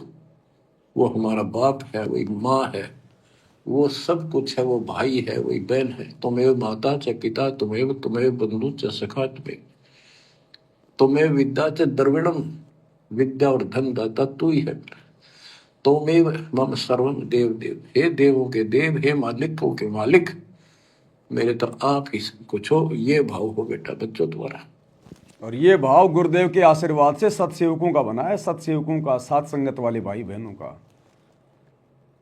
हमारा भाई भी गुरु, हमारा बाप भी गुरु, और आश्रम वालों का तो बाप भी जाट समाज, उनके भाई भी जाट समाज। तभी तो उनकी धर्मशाला बनवा रहे हैं, तभी तो उनके आरक्षण में जाके बैठ रहे हैं, तभी तो गुंडों की सीबीआई जांच का समर्थन कर रहे हैं, तभी तो भक्तों का खून पसीने का पैसा, ज्योति पाठ का पैसा, करोड़ों रुपया उनको चंदे के रूप में दे रहे हैं, करोड़ों में उनकी धर्मशाला बनवा रहे हैं।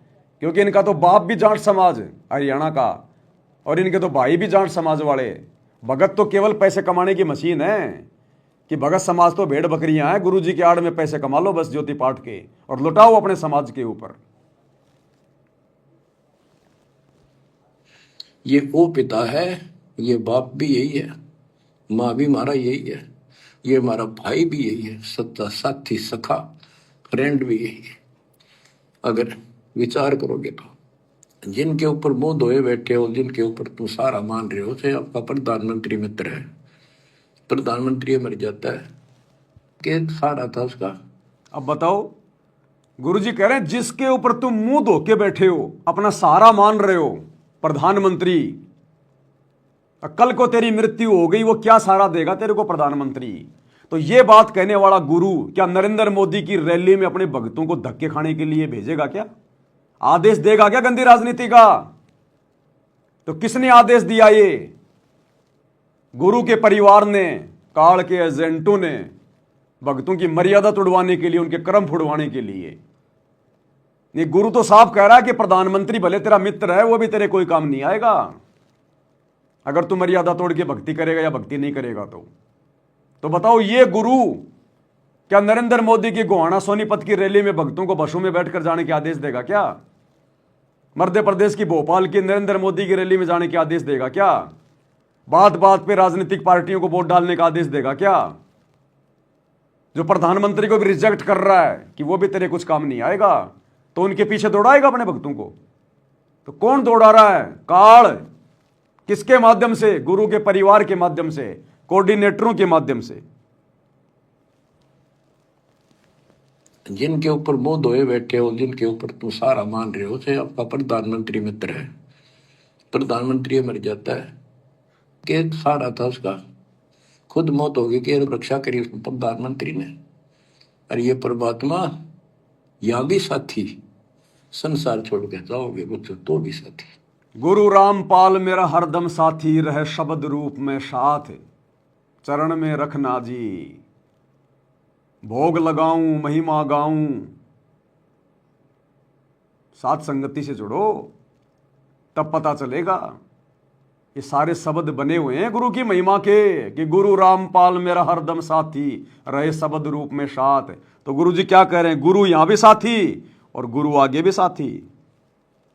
रक्षा करी प्रधानमंत्री ने, और ये परमात्मा यहाँ भी साथी, संसार छोड़ के जाओगे बच्चों तो भी साथी। ऐसे साथी को बोल के आंख बंद करके बैठे हो, खोल लो नाक में, खोल लो बच्चों, मर बैठो इस मालिक को पाने के लिए। अर्थात अभी भक्तों की आंखें खुली नहीं है, अभी भक्तों ने अपने गुरु को पहचाना नहीं है, तभी तो कह रहे हैं कि बच्चे आंखें खोलो। कब तक तुम कुतिया के बच्चों की तरह आंखें बंद करके लेटे रहोगे। कुतिया के बच्चे 8-10 दिन बाद जाके आंखें खोलते हैं, और जब तक उनकी आंखें बंद हैं, चाहे सूरी का दूध पिलाओ चाहे कुतिया का दूध पिलाओ, उन्हें पता ही नहीं।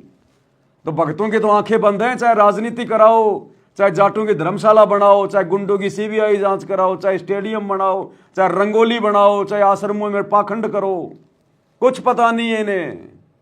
अभी तो कुतिया के बच्चों की तरह आंखें बंद है संगत की। तो गुरु जी कह रहे आंखें खोलो, कब खोलोगे फिर? तुम्हारे गुरु का तो वापस सतलुज जाने का टाइम हो गया, तुम आंखें बंद करके पड़े हो।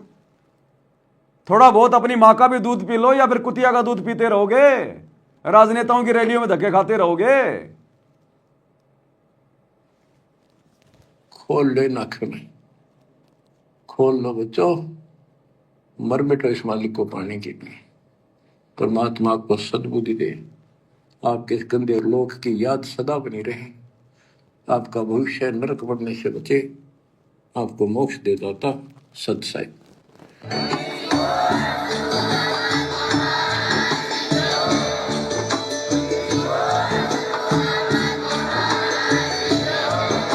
भाई जो गुरु वचन पे डट गए, कट गए फंद 84 के, कट गए फंद 84 के।